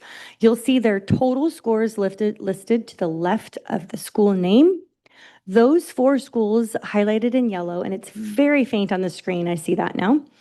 Those 4 schools are our schools with newcomer teachers. And then you'll see the allocation of AST to the right of the school site. So those schools with the lowest need receiving 1 academic support teacher, the middle schools receiving 2, and the highest need schools receiving 3. I would like to point out that even with a newcomer teacher, if you'll notice, when we're looking at the highest needs schools, you'll see that Robert Bruce is highlighted. They have a newcomer teacher. This is the most recent addition from the Multilingual Services Department. But even with that addition of the newcomer teacher, their need in the other categories puts them in the highest need allocation. So just because you have a newcomer teacher doesn't necessarily mean you're in the lowest needs area. We have schools who do have a teacher but still have quite significant need. Okay, so we also wanted to, sorry, there's a question. Yeah. The schools that have the newcomer teachers, how are those teachers funded? Those teachers are funded through Title III funds, and those funds dictate that those teachers spend their time specifically with those newcomer students. So it's a different funding source, but it is also someone who supports the academics of the school. And so we wanted to make sure that if we were counting it as one of our indicating factors, we wanted to make sure that we also included it when we were thinking about support for those students. And the newcomer model, if you will, of how, I mean, I know how students are selected, but, I'm assuming that they work with students at one grade level or maybe 2 at a time with the newcomers. Yes, that's correct. And so we're thinking about students and where they may have similar academic needs. Some students come to us with a lot of formal education, and some come to us with varying levels. Right. And so we want to make sure that we're providing that support. And so teachers give schedules to us at the Multilingual Services Department so that we know where their time is being spent, because we do have to account for that. So newcomer students are not just pulled from their classroom for the day. No. They leave their regular classroom for a period of time. Yes, it's Okay. additional support, but they do have access to all of the core that the other students do have. Real quick, is it one newcomer teacher per site, or how many are at each site? Oh, the 4 sites each Yes. have a single one. Single one. So there are 4 total right now. And so you can see that these allocations are data-based and transparent, and that the schools with the highest student need receive the greatest level of support. This is a really major step for us towards equitable access to instructional expertise across our entire district. Also, in an effort to preserve the level of support and maintain support for all students, the district is reprioritizing funds to be able to provide matching funds for the sites in the lowest band. So that means that with site funds, if the sites want to prioritize adding an additional academic support teacher, they can utilize these district matching funds and pair that with site funds, including LCFF, Site SIPSA, which is our Site SIPSA, Community Schools Grant Funding, or Title I, in order to go from having only one AST, which is their allocation, to the 2 model. And so the district will be using those LCAP to be. Katie? Yeah, sure. Here, over here. Yep. To clarify though, that person that you're talking about, having the other funds for, is that taking them out of a different role then? So we're another form of kind of robbing Peter to pay Paul. We're taking them out of a classroom somewhere, or where are we getting that? Where are we getting that person? I'm ready. Yeah, we have a graphic for that in a minute with the additional staffing. Yeah, absolutely. And so one common question is, so that the matching funded positions would be funding dependent, which is true, but all of these positions are funding dependent. And so it's true for all of the positions. All right, we're ready for the next one. Okay. So I do love a good graphic. So currently, you'll see our current model. We have instructional coaches, ELD coaches, and RTI teachers. The new model for the upcoming year would be to have 2 positions, a site coach position and an academic support teacher position, whether that be 1, 2, or 3. The design is to streamline work, to make sure that this supports our new system and it meets the needs of all students. So what we're doing here is we're creating clearer roles, site-based support, and a stronger alignment of the PLC work. Our site coaches will support the work for PLCs, and they will continue to do that through our new data reflection cycles from our curriculum alignment work. And then we will be able to, with the academic support teachers, we will be able to provide expanded services directly to students. So it's not one level removed. It's right in front of the students where we have the best access to helping them achieve. Now, the numbers question. I've added some numbers here. So you'll see with the current model, we have 21 instructional coaches, 21 ELD coaches, and 22 RTI teachers for a total of 64. The new model would be 21 site coaches, 1 for each site, and 43 academic support teachers, meaning that the number of teachers would remain the same. We wouldn't be reducing those positions at all. So this is a reallocation and a redesign of the system to support the continued work of the Bright Futures project. Now, Katie mentioned the district would be providing matching funds so that sites would be able to maintain a level of support. So with this, we could go from 64 positions to 70 positions, which is a potential increase of 6 academic support positions. Those are 6 more people in front of students working with them on grade level material. And definitely, of course, you know that the academic support teachers will also be supporting the development of language with our English learners as we begin to ensure that we have, that we are meeting our legal obligation for designated ELD in those groups that are leveled, and making sure that our students have access to quality language instruction. Sorry, the next one's me too. So what happens next? I think that's what we're all asking. Well, we're here tonight requesting your approval of the job descriptions so that we can move our work forward. Following the action by the board, this would lead to HR posting and filling those positions, and then us in the Ed Services Department supporting the collaboration and the implementation of this new model. All right. So I just want to remind all of us, students only experience each grade level once. All students only experience each grade level once. While adult systems can continue to evolve and improve over time, student learning cannot be recovered because they only get one shot at first grade or second grade or third grade. We don't want them to do it over, right? We want them to be able to be successful at grade level and then move on. Moving forward with this model supports the implementation of systems and structures built through the Bright Futures Project. In classrooms next year, when students need them most, this will ensure every student flourishes by discovering their passion and purpose, exercising their self-determination, and developing the skills to reach their maximum potential. So with that, we're open for additional questions.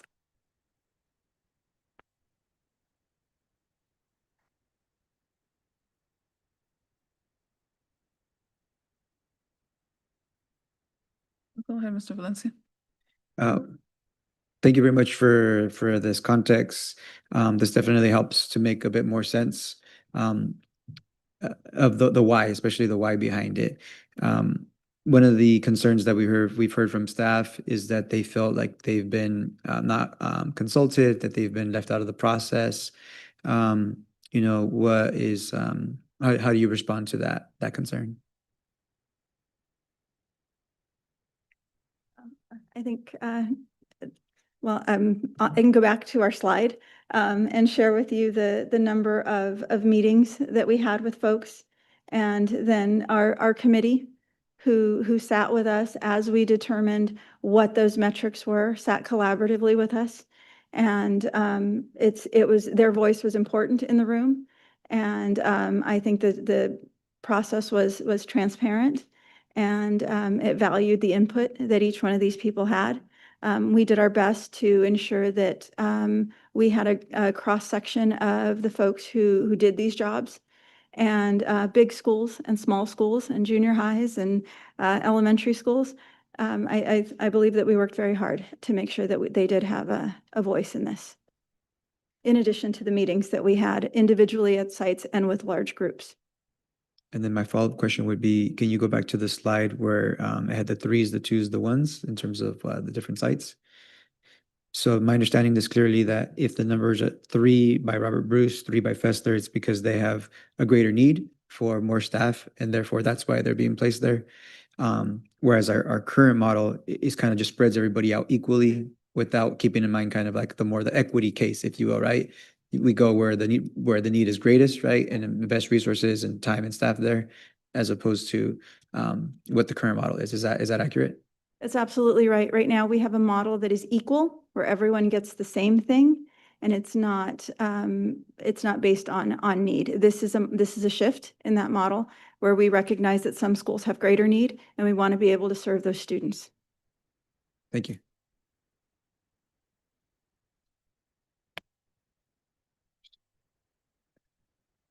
A couple of the other concerns that I've heard go to the teams that have been built at each school site with the 3 teacher on special assignment positions and building connections with students and with the community, which I would have to agree that is an important piece of being successful. But probably the more concerning point that really until tonight I knew, but I hadn't given thought to, was how much these itinerant teachers are pulled out of their positions to sub in classrooms. And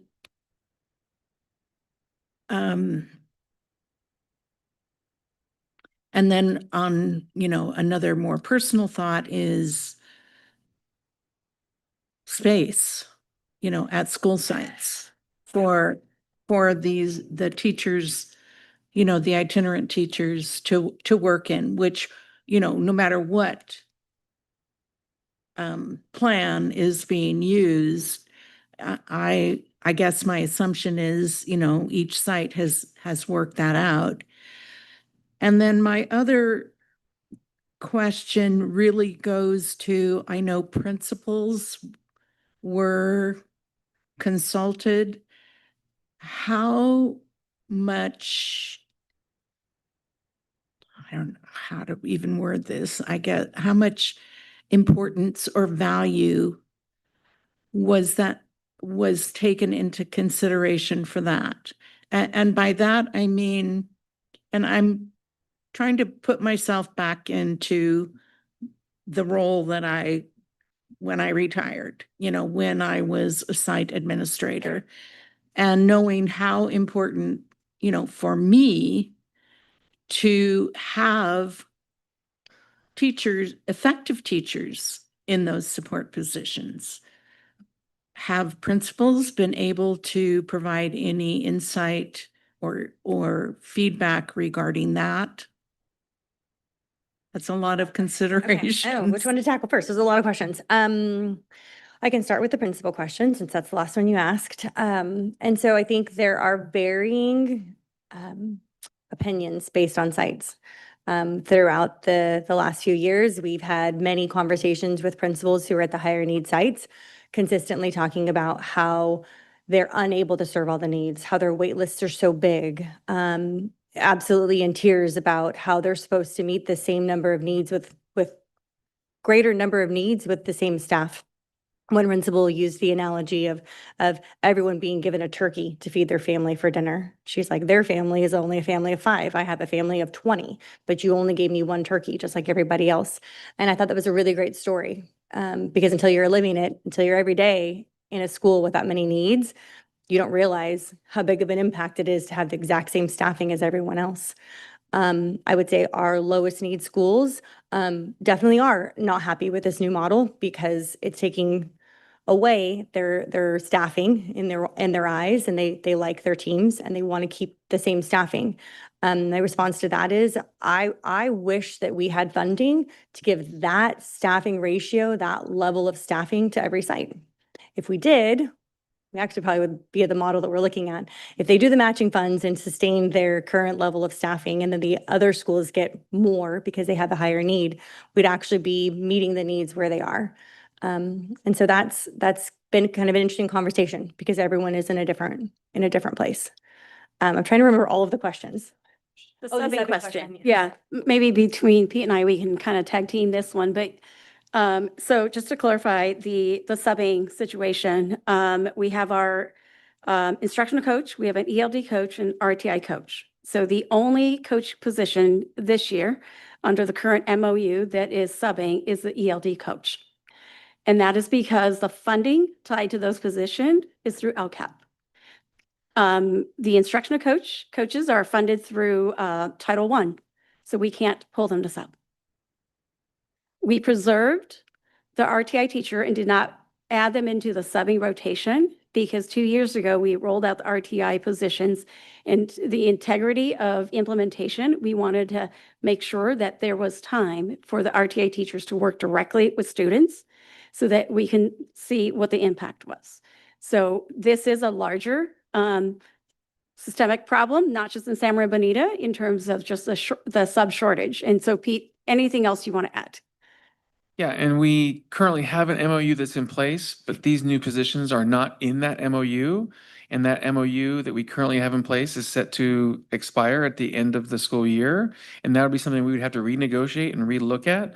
And that's not something that we have to totally look at that and that these new positions are not even in that MOU. And so that's something that would have to be looked at and negotiated. And I know that's something that Ms. Lo Chung Vu and her team are very protective of and, you know, very protective of making sure that those positions are not in that MOU. So it's something that I know has been a concern as well.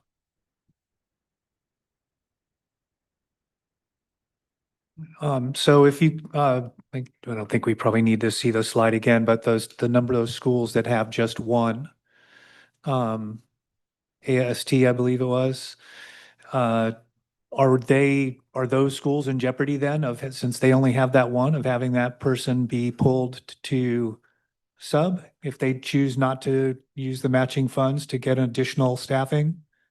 So again, I think I'll just repeat what Pete said. So the current MOU, these positions are not in the current MOU. So if they don't do the matching funds, they still have their one. This is funded through LCAP already, the one allocation. If they do the matching funds, they are choosing to add on a second Understood. AST.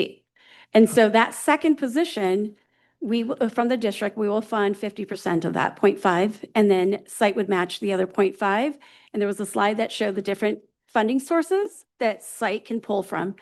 Sam Humphrey and I will be meeting with those principals individually to look at their allocations for next year to help them identify where they could pull money to fund another 0.5, and it is about $90,000.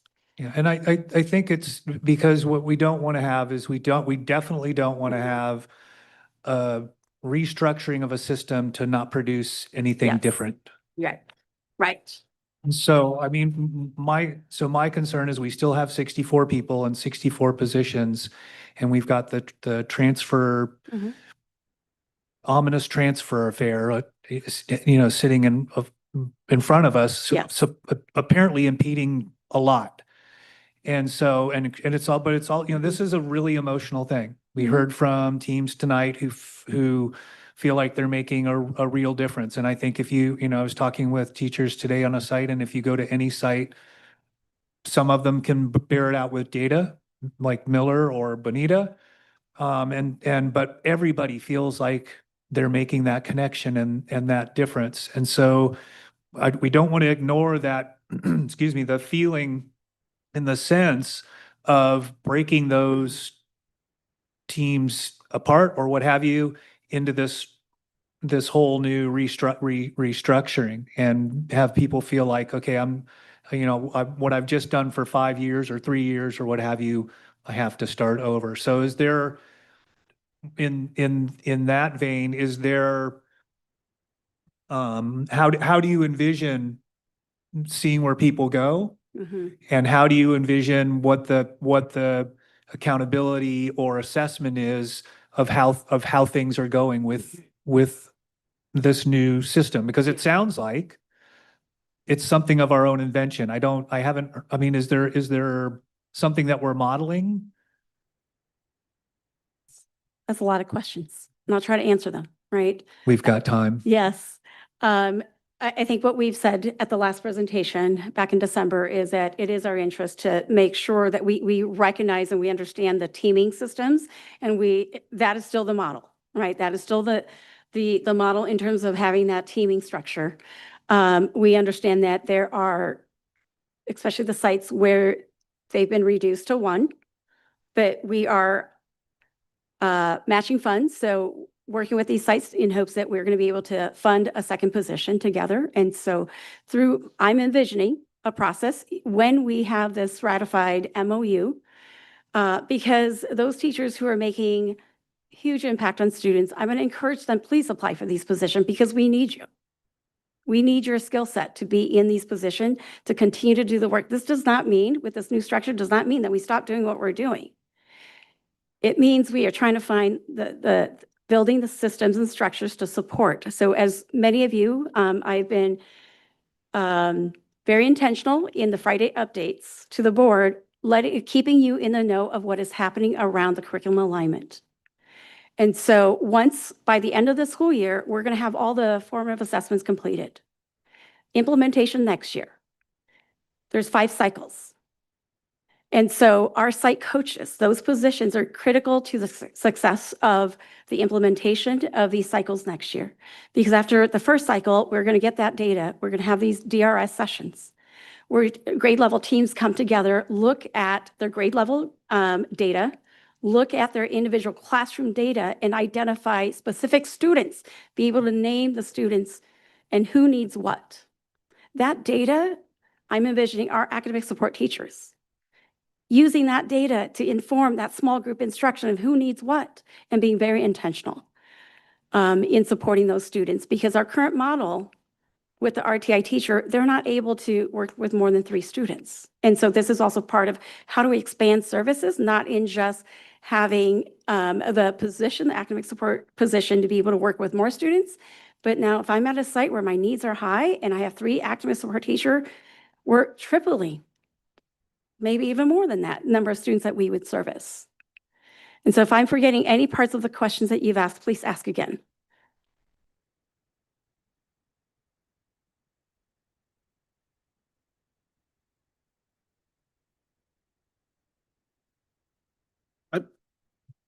I'm still kind of confused on the school sites that have 1, and then if they go matching funds, where is that second AST coming from? If somebody leaves the classroom or applies for it, and now we're having to get subs to fill, or I'm just kind of confused. So it could be filled by another teacher who is interested in wanting that position, which potentially create a vacancy, right? And so this is part of the whole transfer, and Pete, help me out on what could potentially happen. Yeah, and then we would have to backfill. They would apply during the transfer process, and then we would have to end up having to backfill and hire that position. Yeah, it wouldn't be a sub. It would be have to fill that position with a teacher. Yeah, so this, again, these positions are for next school year. There's no impact this year. Our coaches this year, as well as our RTI teacher this year, will finish off the school year in their current role, doing the work that they have been doing.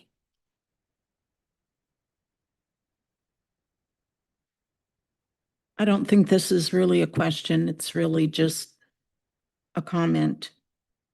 This has been, for me personally, a very stressful situation. In large part because I've been there, I've done that. I was a reading teacher when we had funding for that. And yes, we did have improvements.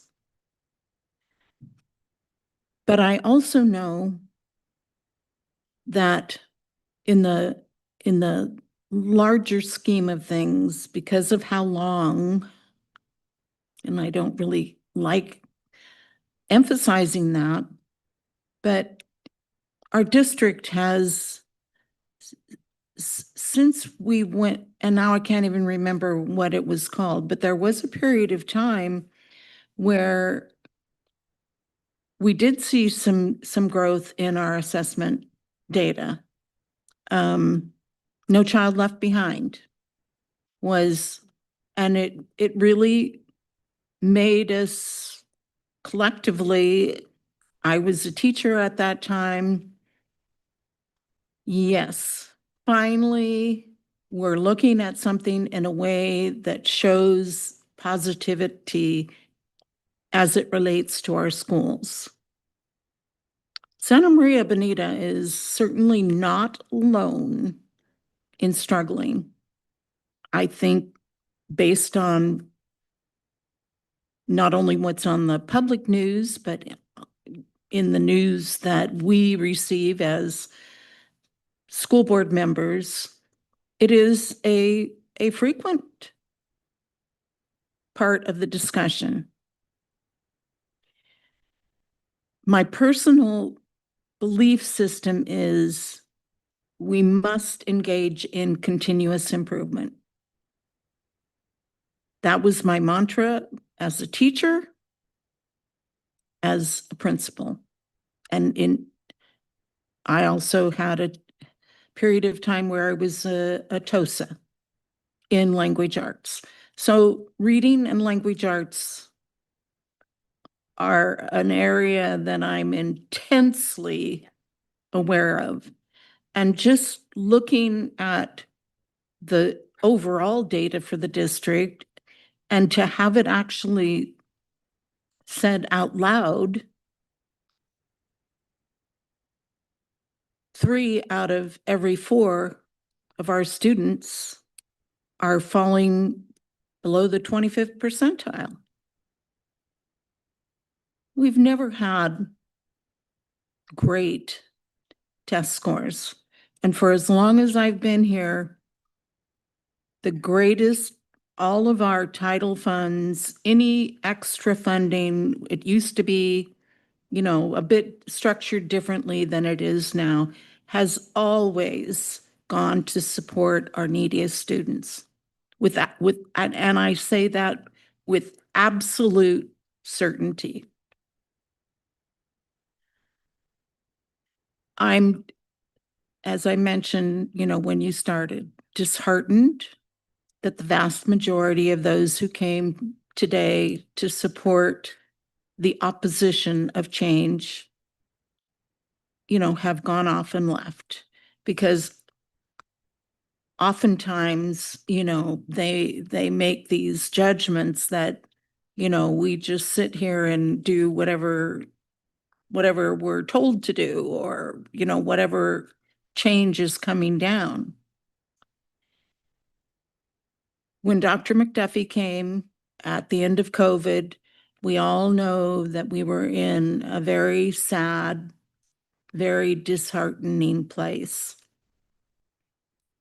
There was a great deal of participation in building the strategic plan, in identifying our mission and beliefs, in moving forward with bright futures, in looking at, you know, community schools and investing in that through the special funding. But our schools had already, in smaller cohorts, started working with PLCs in West Ed and with letters to strengthen our reading programs, which are now called the Science of Reading. And, you know, we've always really been working toward improvement. Somewhere along that way, you know, we kind of came to the realization that perhaps part of the issue was with our Tier 1 instruction. And I get that. You know, I was here when standards were first introduced. And we kind of tried to do the same thing with those original standards, which was to identify the most important ones, build assessments, and use those to move forward. And we're doing that again. And there's a teacher from every grade level, from every school site working on that. So the outcry that we've not been involved doesn't exactly hold, it has some leaks in it. But I also understand that without teacher buy-in, we're looking at, to be blunt, a lot of roadblocks, which is disheartening and discouraging.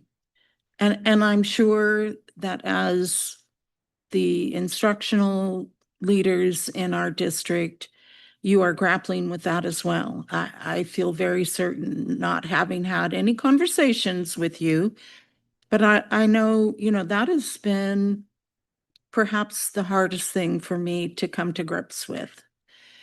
And while I don't know exactly what the job descriptions are for the 3 positions that currently exist, I know that the intent was essentially to do the same thing, and we've not started to really see any overall improvement, so we want to make some adjustments.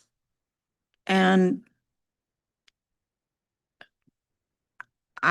for one, I think we need to be doing that as hard as it is going to be. And it's working out the implementation part that is the painful part. The job descriptions in and of themselves, I don't think are the issue. I think it's the implementation. So I would simply ask anyone who might be listening to really give some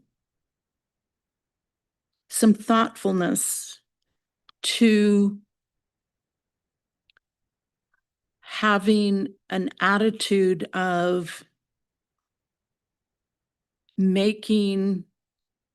changing your attitude to this is going to be too disruptive to, well, we do need to monitor and adjust. That's what we do as classroom teachers. And that's what I see this as, monitor and adjust. And, the issue of the financial part of it is always going to be an issue because, and I know I've said this numerous times, we don't know what to expect from one year to the next in terms of funding. So in a couple of years, we may be looking at a very empty bucket of money and, be back unimplementing any changes that may have taken us forward. Thank you.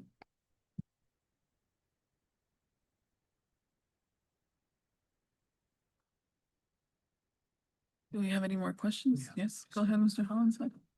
So in considering all of this, I think one of the things that we were posed with tonight was to consider the classroom teacher and what the implications and expectations for them are in all of this. And so we've talked about the RTIs and the different coaching positions and the evolution or change of those. But how does this restructuring or implementation, how does this affect the duties of our classroom teachers? Are we asking more of them? I'm assuming or hoping that this is supportive in nature and that will give them less to be responsible for, but that's certainly not the feedback we heard tonight or we've heard from our visits. So the intention of these academic support teachers are to provide direct support to those teachers.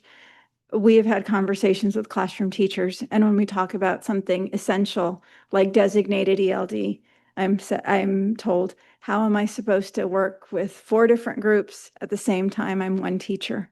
And so an academic support teacher would allow us to provide that essential instruction with the support of an actual teacher. So students would not be, if you have a 30-minute period, students would have time with an actual teacher working with them rather than having maybe 10 minutes with their teacher and then 20 minutes of independent work. They will have quality time with those teachers, and it will allow us to implement those changes that we need to see in the classroom for those students. So, excuse me, and just as Mrs. Cordero, I just more of a comment than a question. When I look at the composition of your committee and I see who is here tonight, And we listened to the responses of people who were here tonight or who we've spoken with at sites, be the administration or staff. I think the general consensus is this was communicated poorly. And I think it would be disingenuous to deny that, right? So I think, and the way it was rolled out felt hasty. And I think, Tammy's spoken to that at the last meeting. So I think we need to do a better job of making sure that the venues of communication are more reciprocal, more back and forth. We talk about consultation. I think consultation's a kind of a not a really good word because that kind of intimates permission. But certainly we've talked enough about collaboration that I think we could do a better job of that and a better job of communicating what the expectations are for these positions, and really being more detail oriented rather than saying, well, this is something that's in evolution. Because if I think of something in evolution, then I think of something that's maybe more similar to implementation of a curriculum where you're going to pilot it or something of that nature.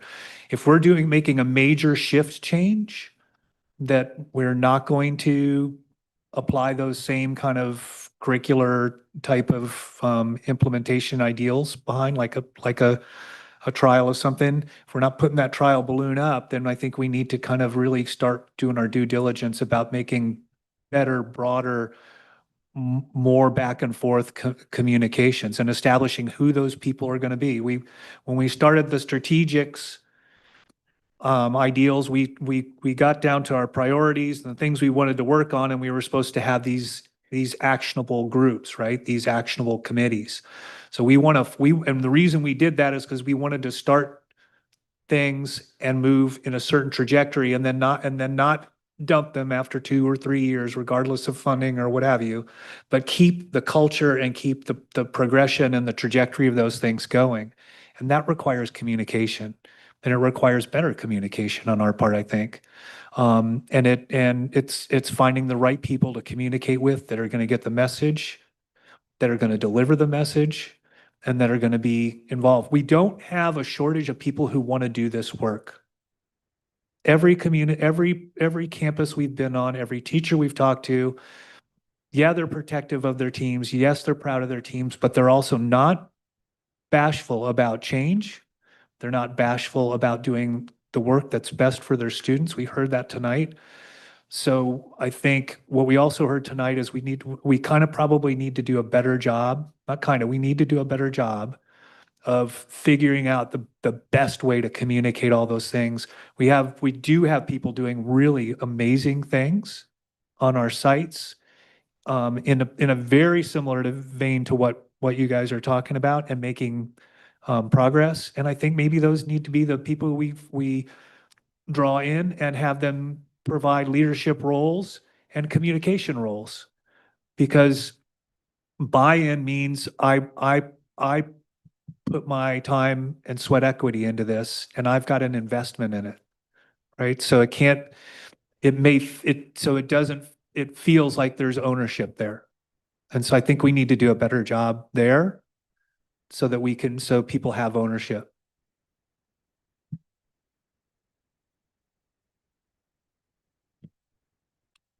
There are no further questions or comments. Can I get a motion?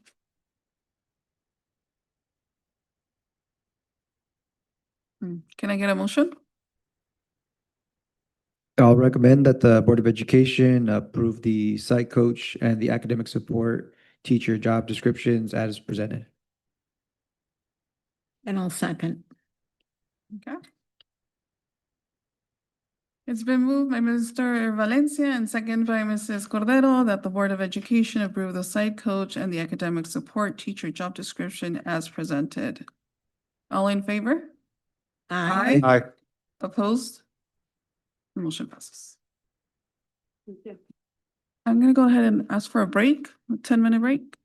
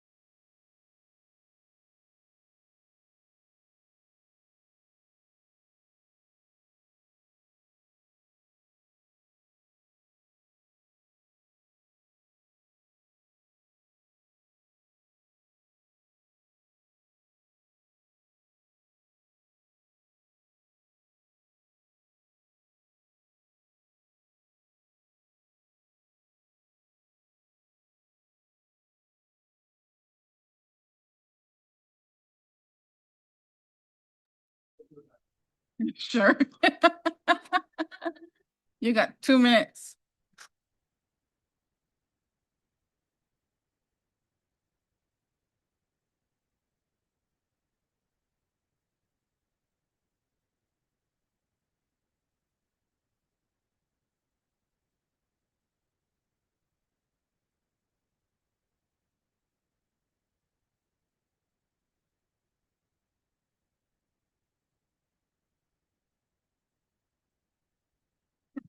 We're going loony. These are the best ones. I know they are. All right. Item B, public hearing, approve the special education extended school year waiver. At this time, I call the public hearing of the SMBSD to order to receive public comment on the approval of the special education extended school year waiver. The time is 8:27. Do we have any public comments? No, we do not. Okay. With no further public comments, I will close this public hearing. It is 8:27. Item C, approve the special education extended school year waiver. Mr. Uribe? Yes, thank you. Good evening, Board, President Cabral, and esteemed members of our educational community, Dr. McDuffie. Today, I'm here to present to you the renewal of the extended school year waiver. We were here last spring bringing this topic up. However, we're here to present it a bit earlier this school year. So I want to start off with our mission. We believe that we can provide the appropriate supports for all students, and we want to ensure that every student flourishes by discovering their passion, purpose, exercising self-determination, and developing the skills to reach their maximum potential through a student-centered student-centered culture distinguished by a whole child approach, an inclusive environment, and community and family engagement, transforming innovation, and highly effective staff. Today's waiver is really talking about that whole child approach, but also providing those inclusive environments for all our students. With the waiver, it's a similar waiver to the one we did last year, where we were requesting to reduce the number of days for extended school year from 20 days to 15 days. The difference this year is that we are going to be increasing the hours of time that we're serving students. So last year we went from 4 hours to 5, and now we're extending it to 4 hours to 5.5. The reason the state received a multiple or a high number of requests for waivers, and so they have provided additional requirements for this type of waiver. And part of that requirement was that students meet at least 80 hours. There's 80 hours for the extended school year time. And so by adding the 0.5, we will be meeting that requirement or exceeding it by meeting with students 82.5 hours. And so this was approved last year by our DLAC committee. It was approved by you all, and it was also approved by our California State Department. Why this change? Just to remind us, again, is to provide those inclusive environments for our students. Historically, we were providing them only during the school year, right? And then during the extended school year, we were providing only small separate classrooms where we provided that instruction for students without access to their typically developing peers. And it was also provided at a different time of the year, so completely separate from our typically developing peers. And so last year was our first year that we implemented this new way of providing ESY concurrently with our Camp Elevate programming, and it proved to be very successful. So we're hoping to, again, extend that opportunity to all of our students and our families at Santa Maria Bonita. And so we call again to ask you to approve this, okay? This year, we engaged with new stakeholders, well, not new stakeholders, but new committees that we started this school year. One of them is our DPAC, and they were in support of this extended school year waiver. We also we also connected with our new Special Education Parent Advisory Committee, especially being so that it's most of their students who would be impacted by this change, right? And they were also in support of this waiver. We connected with both of our bargaining partners. SMEA was neutral, and CSEA was in support as well.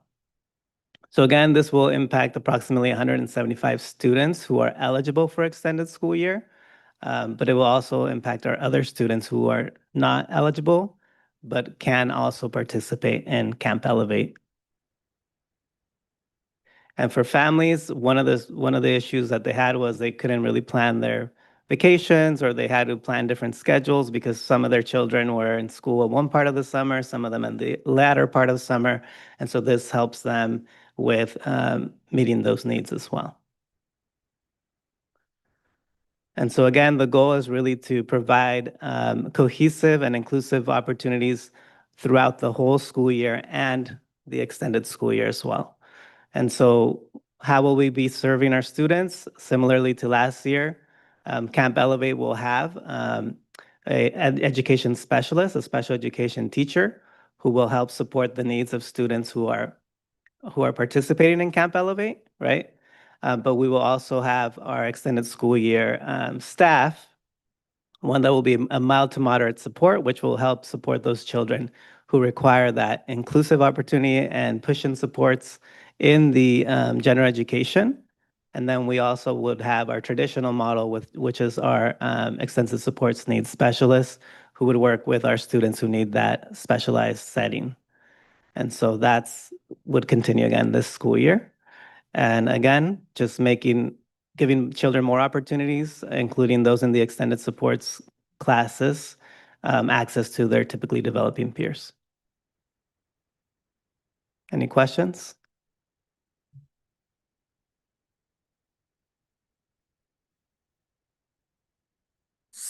So will Camp Elevate also run from 8 to 1:30? Or They run all day, I believe, right? From And students are welcome to stay as well. Yes. Mhm. Yes. So they would still have the opportunity to be involved in the extracurricular activities as well.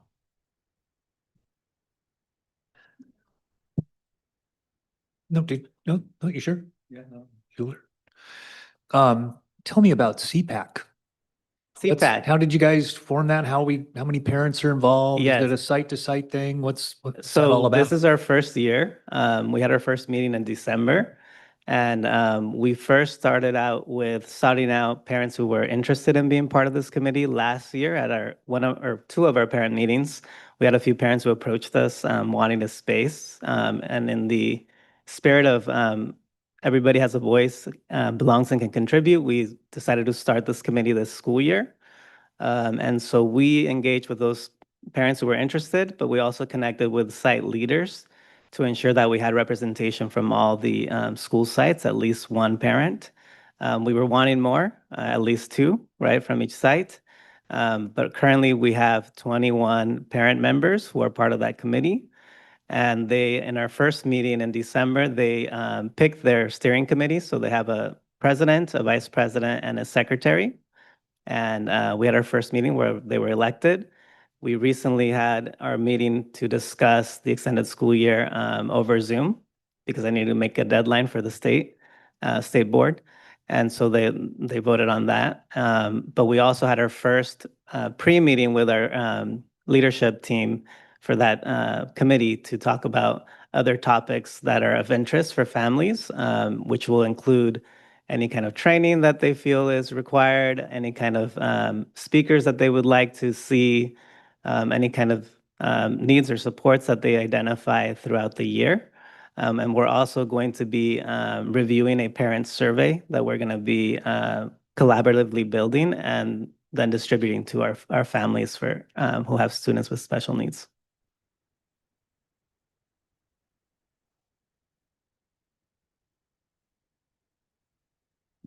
Do we have any more questions or comments? If none, let's see, where am I? I'll move to approve extended school year waiver as presented. I'll second. Okay, great. It's been moved by Mrs. Cordero and seconded by Mr. Valencia that the Board of Education approve the extended school year waiver as presented. All in favor? Aye. Opposed? Motion passes. Thank you, Board. Thank you, Mr. Uribe. D, approval of contract with Kirsten Criswell Consulting. Ms. Goins? Is that right, Kirsten? Good evening. Hello. Sorry, I always forget to press the button. I come before you tonight. This is Kirsten Criswell. She is the head of Kirsten Criswell Consulting, and so she will be available to answer any questions that you might have. I have some prepared remarks. I only have one slide.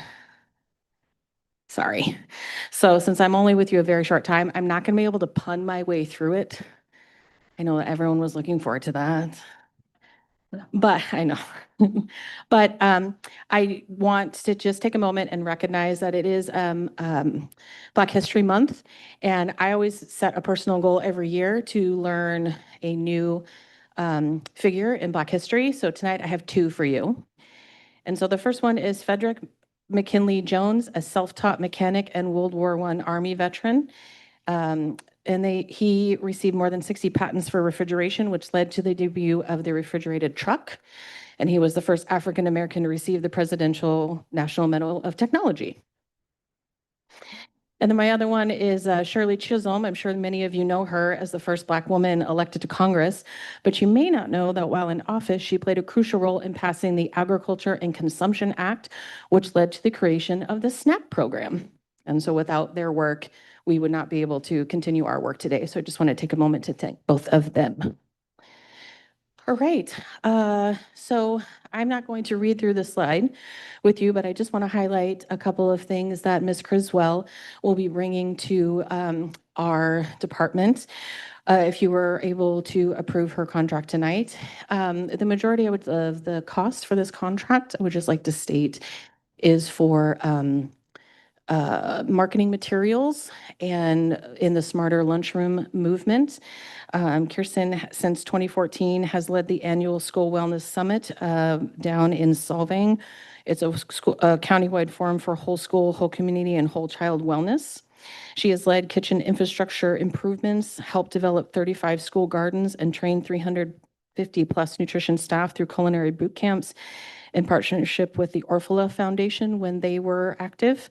And she helps promote food literacy, staff well-being, and equitable access to school meal programs while bringing a farm-to-school approach.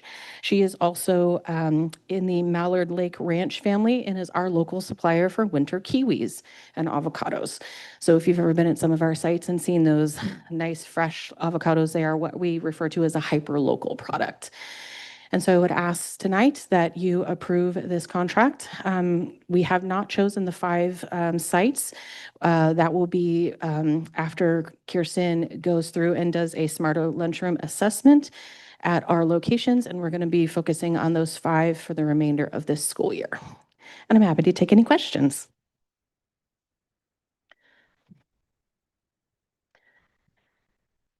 So in a nutshell, what does this consulting work like actually provide for our district and our schools? So it's a 2-prong approach. One of them is helping to redesign some of our cafeteria spaces where the students come through and get their meals for better marketing, for them to be able to engage with picking healthier choices. If the site has a salad bar, some of our sites unfortunately have a little too much crowding in the cafeteria space. So how can we make fruits and vegetables more attractive to those students? And the other side of the coin is we are required every 3 years to do a triennial wellness assessment. This is something that's required by the USDA and the California Department of Education. Apparently, it was last done in 2019, just before COVID. And so Kirsten has a lot of background in that area, and she will be providing the online surveying so we can set the floor of where we want to go with our wellness policy and improve it. As some of you may remember, it was written in 2017, and it has not been updated since then, and a lot has changed since 2017. So we want to make sure that we're on the forefront of Board Policy 3050, which is our student wellness plan. And we want to make sure that our goals in food services is to align with that board policy and student wellness overall. Thank you. And I appreciate you starting your conversation with Black history, because it's all around us, but sadly the appreciation for it isn't. And so I really appreciate how our district is, making that something that we value. And so thank you for modeling that as well. You haven't picked the 5 sites you said, or do you have an idea more or less which might be the scope of them? Yeah, Kirsten and I were discussing this earlier today, and so we do want to pick some sites that are smaller, some sites that like our pack out sites where not all the food is made on site, like Sanchez or Miller. We want to pick a site that has a large population in a small space, like Bruce. We won't be doing any of our junior highs at this time because we're reassessing how we serve students there. I'm sure you have visited recently our junior high sites, and they are kind of built like our elementary sites in the cafeteria space. So it's very difficult to get students through there in a timely manner. So we're going to be spending some time over the summer reevaluating how we serve them, and do we need to get other equipment to go out to the quad areas where they are, because we want our junior high students to have time with their friends and still time to eat. So we don't want to have to shovel them through the cafeteria space so quickly. So we haven't made the assessment, but we know we definitely want to do one of our pack out sites. That's what we call sites where some food is made off-site and some food made on-site.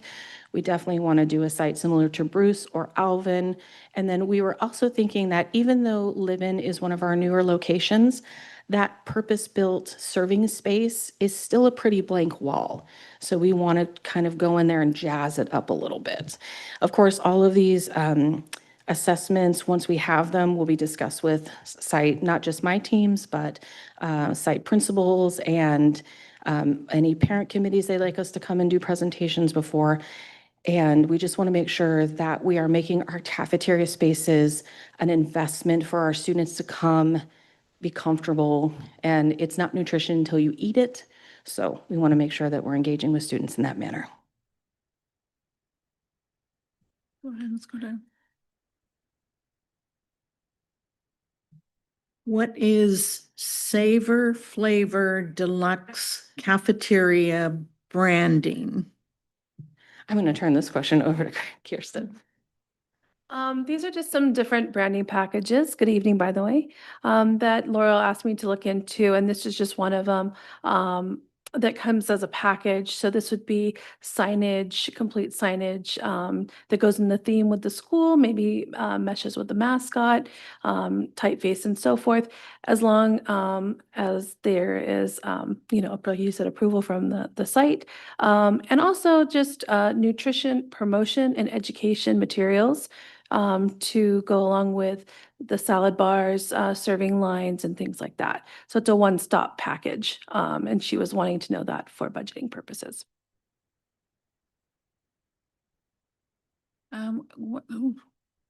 What other sites have you worked at that did similar work like you're going to do here? So where else have you done this work?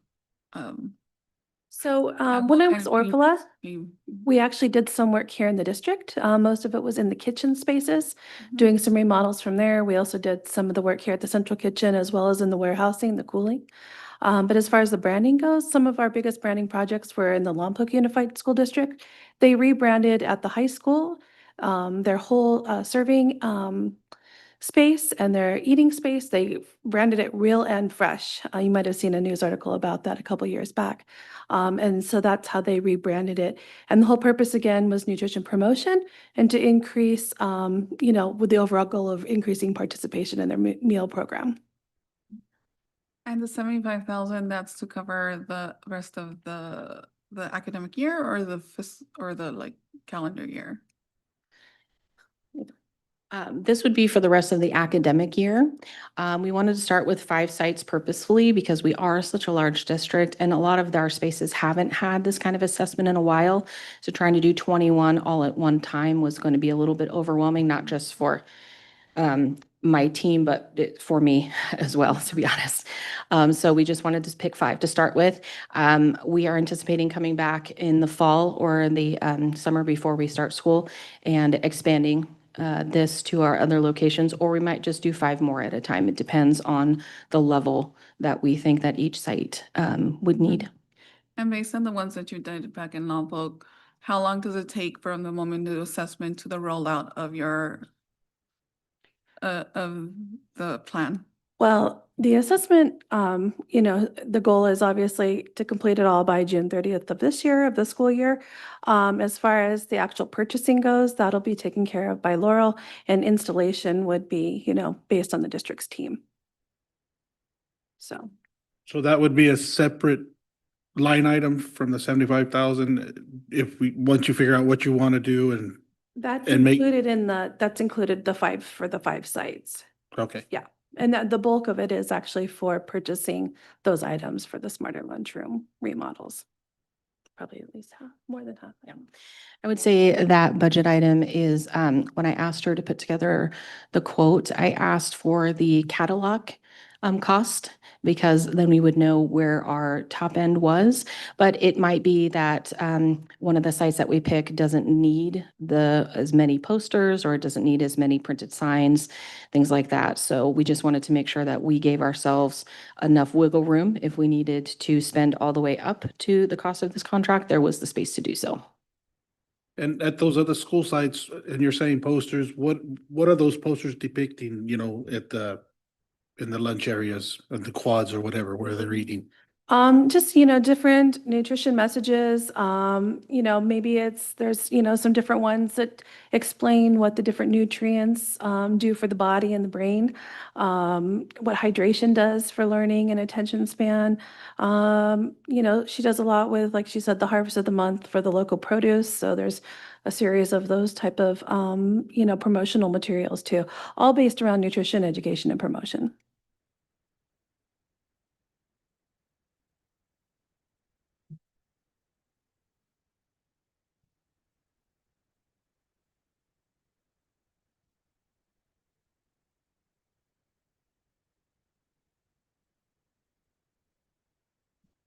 I'd like to see a presentation of what your work, of the work that you're proposing. If you've done it in the past, I'm wondering if we can move this item up, or how that works. Oh, Is this a time, Is this contract time sensitive? Is that your question, sir? Yes. So to be able to begin with Ms. Criswell to be able to start the assessment process, yes, we're asking that you approve this contract tonight. Food Services will be bringing back for our yearly update, and I'd be happy to invite Ms. Criswell back at that time to have her be part of that update that we do, so she can bring forward some samples and examples, if that would work for you. Samples I guess samples and examples, and at that point, a report of her findings, correct? We should have it by that time, yes. All right, let's see. Any further questions? No? Can I get a motion? I'll recommend that the Board of Education approve the contract with Kirsten Criswell Consulting in an amount not to exceed 75,600 to support school nutrition program services and local school wellness policy. Board Policy 5030, compliance for the 2025-2026 school year as presented. Second. Okay. Motion has been moved by Mr. Valencia and second by Mr. Hollinshead that the Board of Education approve the contract with Kirsten Criswell Consulting in the amount not to exceed $75,600 to support school nutrition program services and local school wellness policy, BP 5030. Compliance for the 25-26 school year as presented. All in favor? Aye. All opposed? Motion passes. Mhm. Resolution 2515, National School Counseling Week. Dr. McDuffie. Thank you, President Cabral. This resolution serves to recognize the vital role that school counselors play in academic, emotional, and social development of students in the Santa Maria Bonita School District. National School Counseling Week is celebrated this year from Monday, February 2nd to Friday, February 6th. And it's an opportunity to raise awareness about the critical role of school counselors that school counselors serve in promoting a positive learning environment. And so I ask you to consider this resolution. But before you have an opportunity to vote on this resolution, we did, Samantha Scroggin, our PIO, put together a video that we'd like to show. Oh, Sasha Hernandez, of course, our digital media specialist. Thank you very much. Put together this video, and I'd like you to take a look at it. We love our school counselors. As we celebrate National School Counseling Week and the theme, Amplifying Student Success, thank you to our SMBSD school counselors who help students and families each and every day on campus with social emotional needs, Tier 1 lessons, and overall care and concern for each individual. Thank you for what you do each and every day for our children. School counselors are one of the best teachers of a school, and I think everyone should have them. They're a great person to talk to and a great person that everyone should be able to go to be listened and to be heard. One of the things our school counselors love to do is recognize our students, the Student of the Month parties or special recognitions throughout the month, and we appreciate them greatly.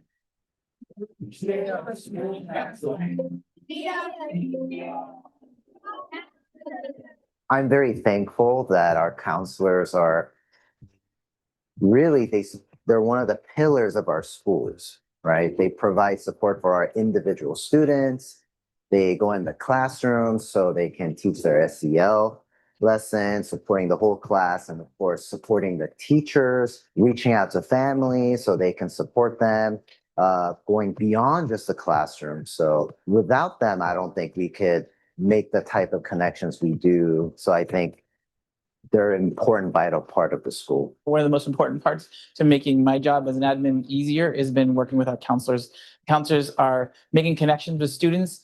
They're learning about what's going on in their daily lives and then being able to level the resources that we have to be able to meet the kids at whatever level area they need. So, but really they're just doing the groundwork to make sure that we are meeting students' needs in a whole variety of ways. They're out on the playground, they're supervising, they're helping make connections out there, they're in the cafeteria, they're in the classrooms. So I just really want to say thank you so much, school counselors. We couldn't do our work without you. Really appreciate all you do. We appreciate our school counselors. Thank you, school counselors.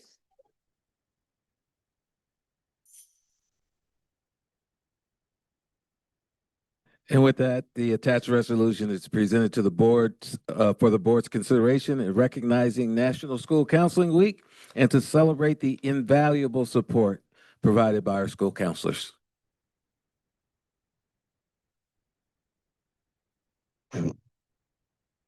Questions, concerns, comments? Only comment is thank you, school counselors, like the kids. Thank you, school counselors. Okay, can I get a motion? I'll move to adopt Resolution 25-15, National School Counseling Week as presented with much appreciation for all that they do to help our students. And I'll second. All right. It has been moved by Mrs. Cordero and seconded by Mr. Valencia that the Board of Education adopt Resolution 2515, National School Counseling Week, as presented. Roll call. Mrs. Cordero, sorry. Aye. Mr. Valencia, Aye. Mr. Hollinshead, Aye. Mr. Lara, Ms. Cabral. Motion passes. And new business? Yes, Mr. Hollinshead. I'd like to ask the board to consider having a study session or special study session in regards to the facilities plan for a new school site, new school. Review the process to now and where where we go from here.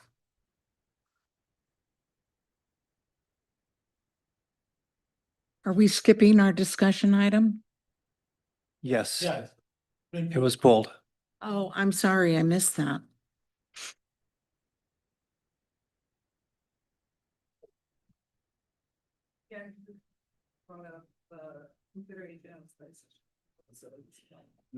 Then I do have a request, and I would be interested in knowing how the screenings went for our K-1-2 students this year. Kind of a review of that and any challenges and what kind of information we got. Okay.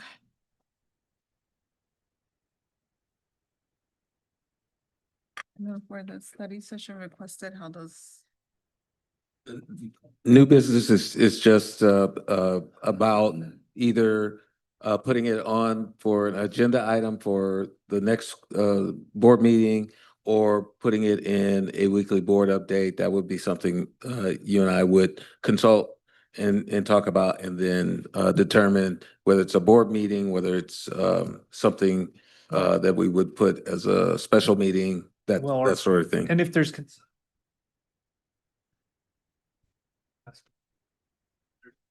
from the board that why is this blue light?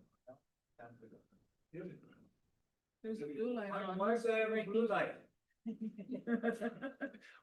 Too late. We've gone too late. Maybe I can. No, it's just blinking green. What's wrong with it?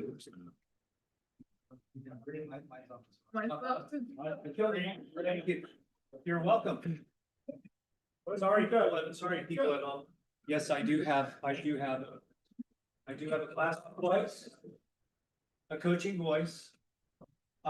Yeah, so I think, and that was the reason I asked the board, because I think typically we would get consensus to move forward. Otherwise, why would you guys plan something that one person asking? Yeah, so what we can do, because it's not a board agenda, but we would talk to individuals outside of the board. Again, consult with President Cabral, and then bring it back to determine what format we would have it in.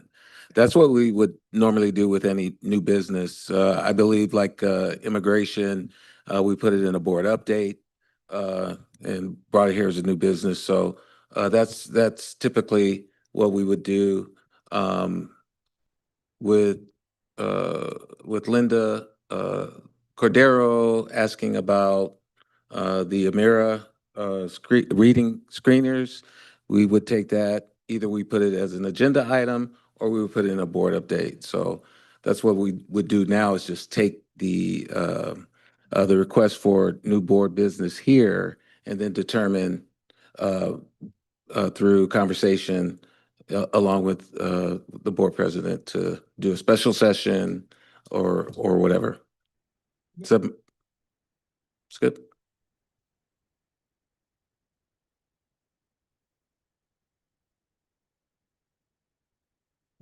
Yeah, so that was one of the things that I was thinking about as well, was an update on immigration, right? And so if it's something that the board feels is, I definitely feel like given the large presence, rise of ICE activity in our community, I would like to get a board presentation on just how it's impacting our families, how it's impacting our students, what supports our staff are currently receiving or feel that they might be, needing. So I would like to receive that as a board presentation, if possible.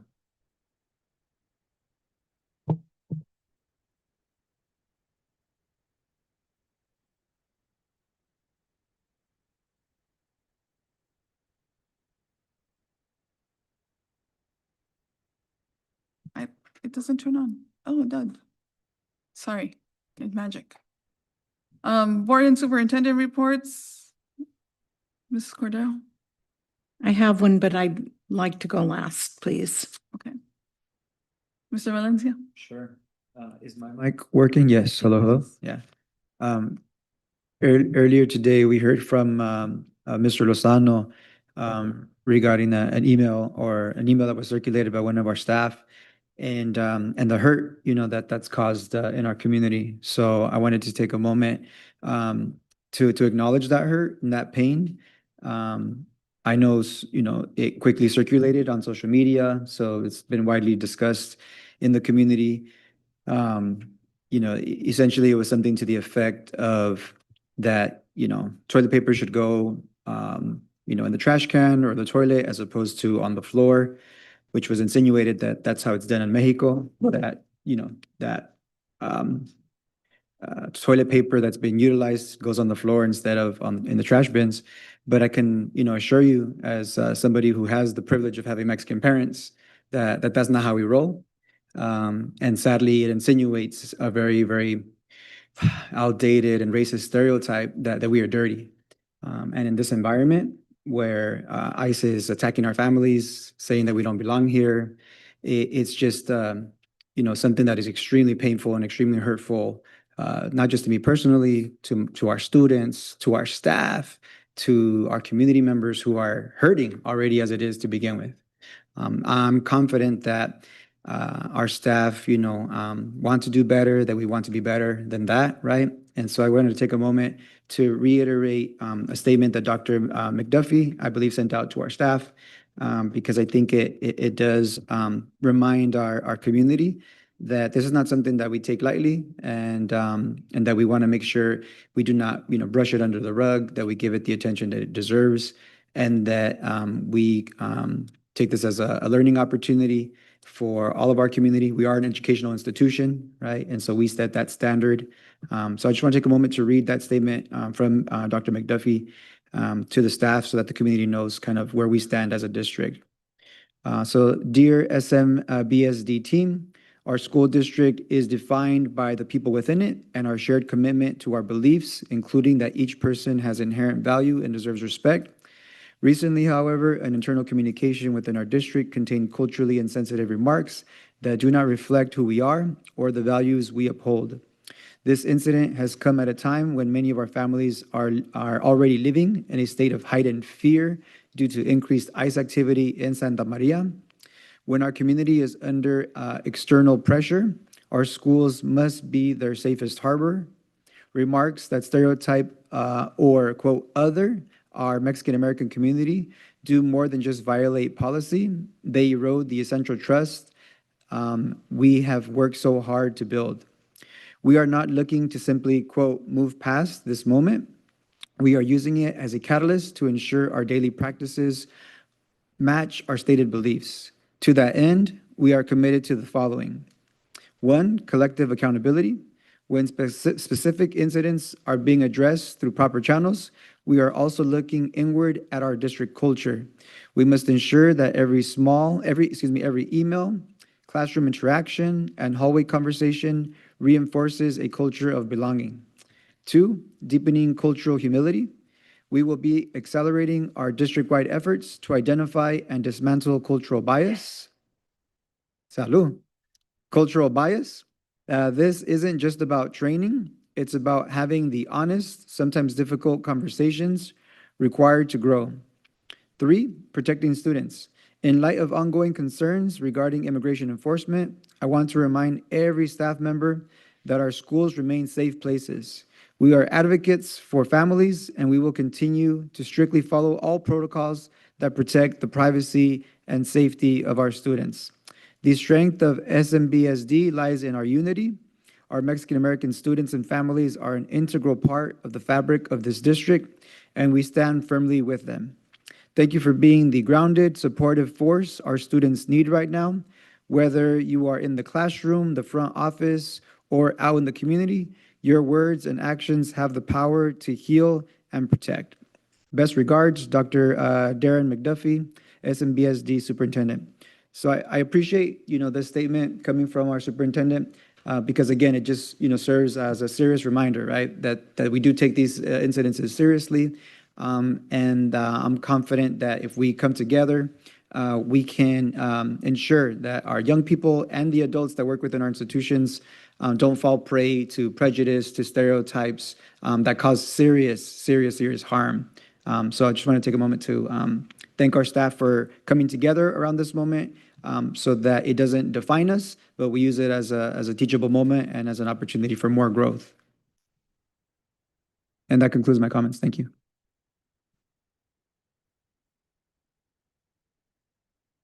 Yeah, I just have one. I had taken my grandsons last Saturday over to not Tommy Hughes, TK. Yeah, I'm sorry, to the robotics.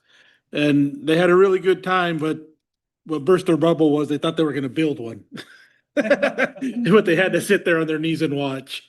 But it was a great time to see all those kids out there with the robotics from all the different areas, from up north, from Paso and all over the place. But great turnout, and they did a fine job. It was really nice. Thank you. I don't have anything to report today. Mrs. Cordero, did you want to take? I do, please. After our last board meeting, I've not been as active as I would have liked to have been, but I did attend the Econ Alliance event, and it was, and you're thinking, and what does that have to do with schools? Well, there was quite a discussion about growth in our community and what we need to do to support that. And what part of that conversation did include consideration about schools and where they can go to accommodate that new growth. And along with that, there was a very interesting presentation on the use of AI in medical technology and advancements. That was very fascinating. I did attend on that Friday the student advisory group that Mrs. Danley meets with. I had a lot of fun. They were a little bit quiet, but it was not that they hadn't been back in school that long. And part of what I did was bring them in here and toured them around and let them walk up behind the dais here. And I talked about, there's nothing magical about any of this that happens. And I addressed, what it was, of course, that the school board is responsible for. And when I asked the question, so do any of you have any questions about any of our board policies? And I had already arranged with Mrs. Danley that, if something specific was mentioned and I wasn't able to address that off the top of my head, she had gone to the website where it is on our website. But the only question that came up had to do with what are we doing about recycling and our environment? And at our last board meeting in that packet, and in this one as well, there were a couple of policies that addressed that specifically. So I had the opportunity to share with them the specifics of that and talked about how board policies are made and that kind of thing. But what I left them with, and I told them, I said, I am going to, make my very best effort to get out and visit every single school this year. I've been to all of them at one time or another, but, and I asked them to please write down something that they would want me to see or notice at their school, something that they felt proud about. And I was very pleased with many of the responses, most of them. Not much bullying. Teachers really listen to everybody. The students at our school, they really want to learn. How kids are nice to each other. So things like that. I mean, there were a few, come and see our new library. And one young man said, I want you to come and at lunchtime and watch me play basketball. So I've made a little list and I'm trying to, arrange how I can get around to all of those. And then last week, there was a board policy meeting with the committee to review existing policies that need to be updated. And I just wanted to comment that there are, well, multiple reasons, but one of the biggest reasons that we update our policies is because of changes in the law. Or if they are just simply outdated and need to be reworded. And we rely on CSBA to assist with that, as I believe the majority of school districts in California.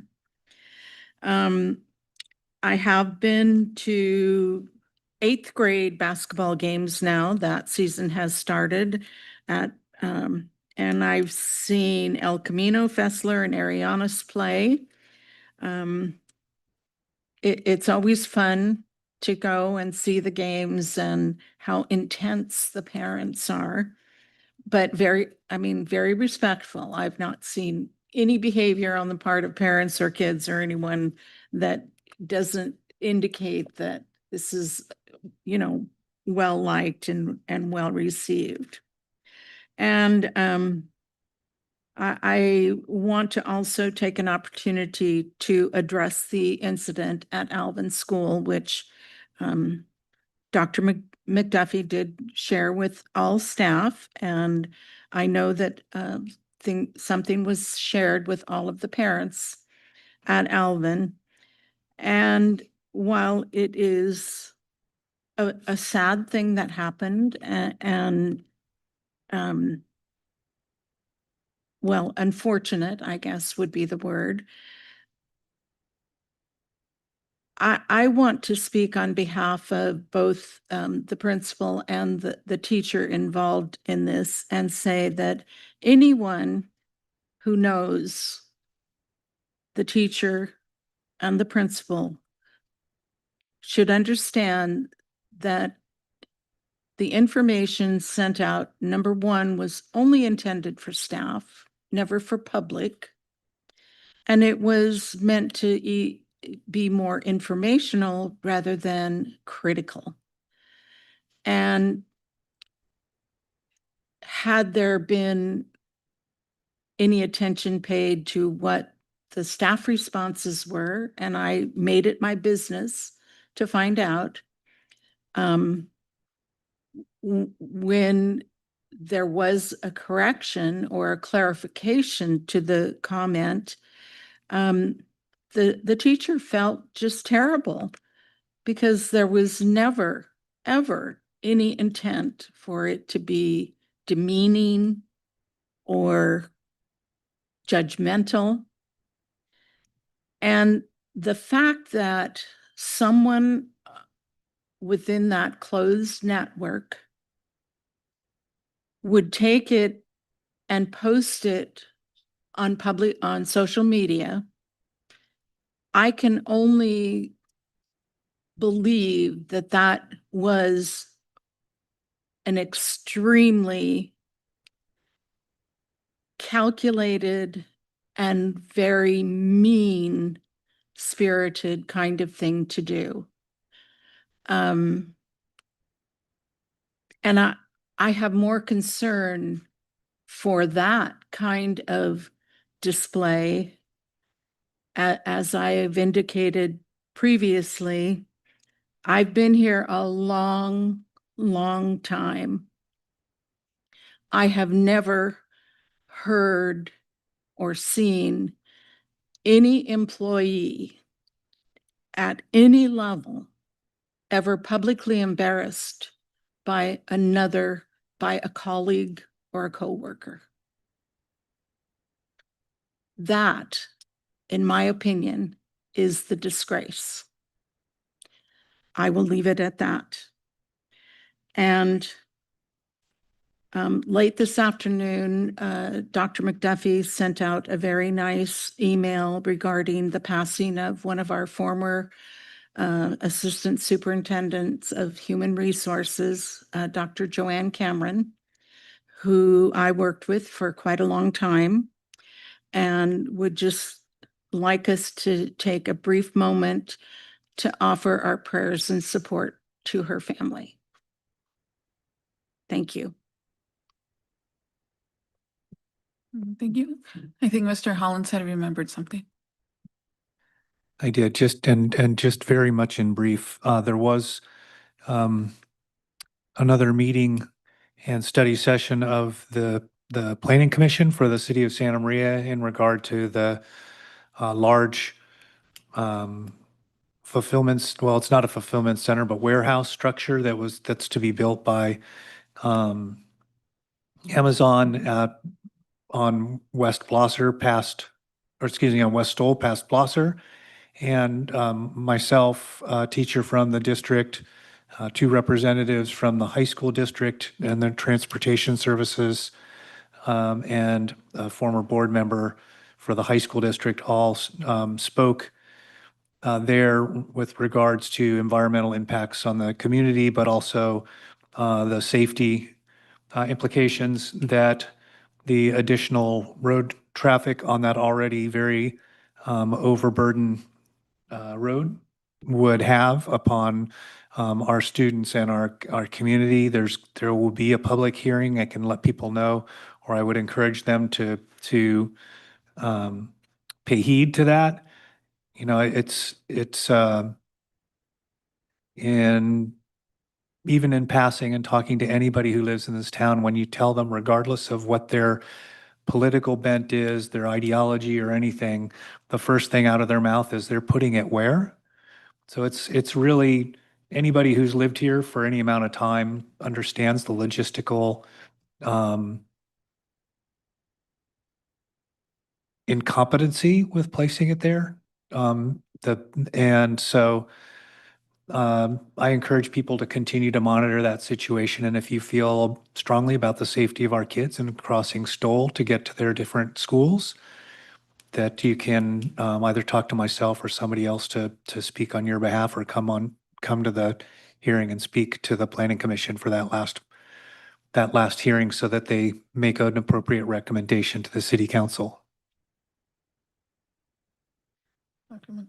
Thank you. Dr. McDuffie?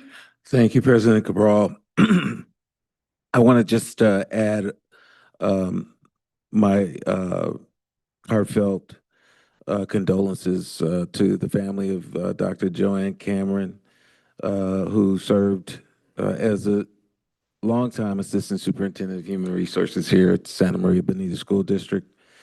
Over the 40 years, she grew alongside of our district, moving from classroom into vital leadership roles that left a lasting mark on our community and so many of us.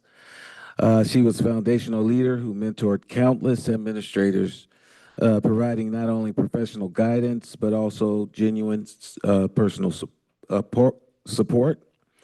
Her dedication to our district was such that she returned from retirement during the 22-23 school year when I arrived and needed assistance, and she served as the interim assistant superintendent of human resources.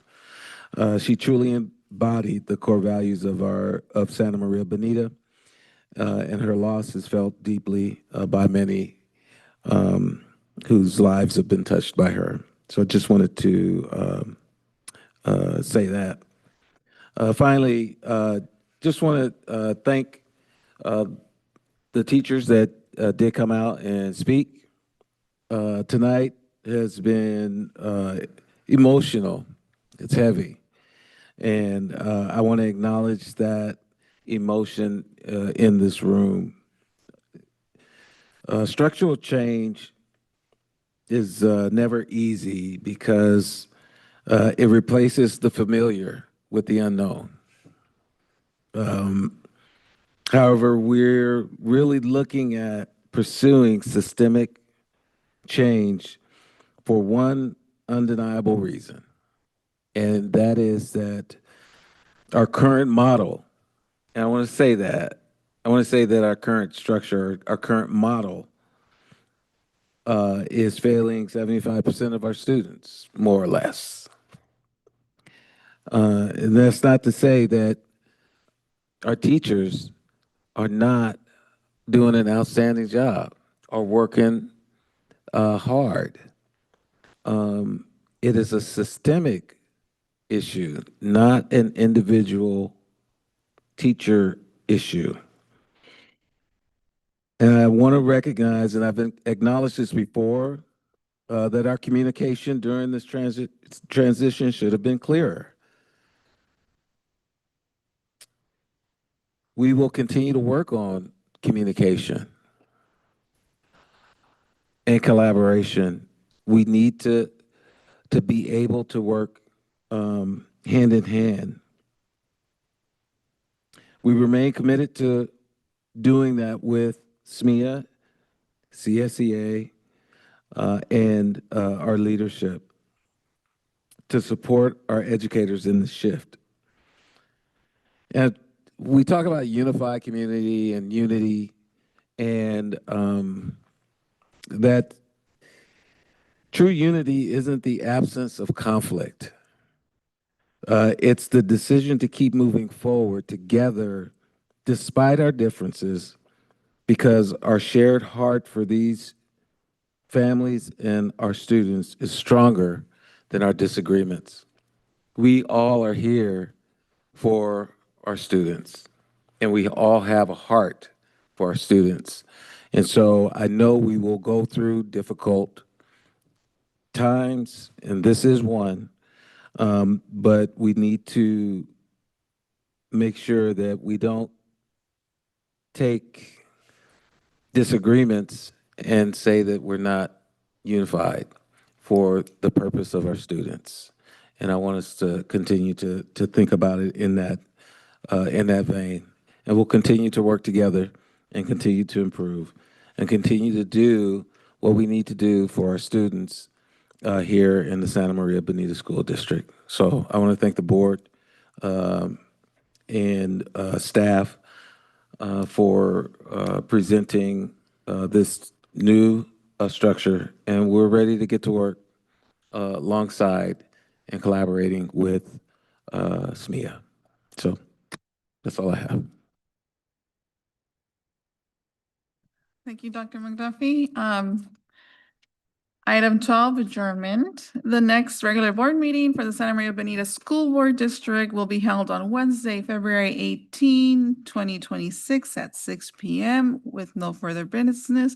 May I have a motion to adjourn? Second. I don't know who. John. Oh, John. Mr. Holland said. Meeting adjourned. 9:25.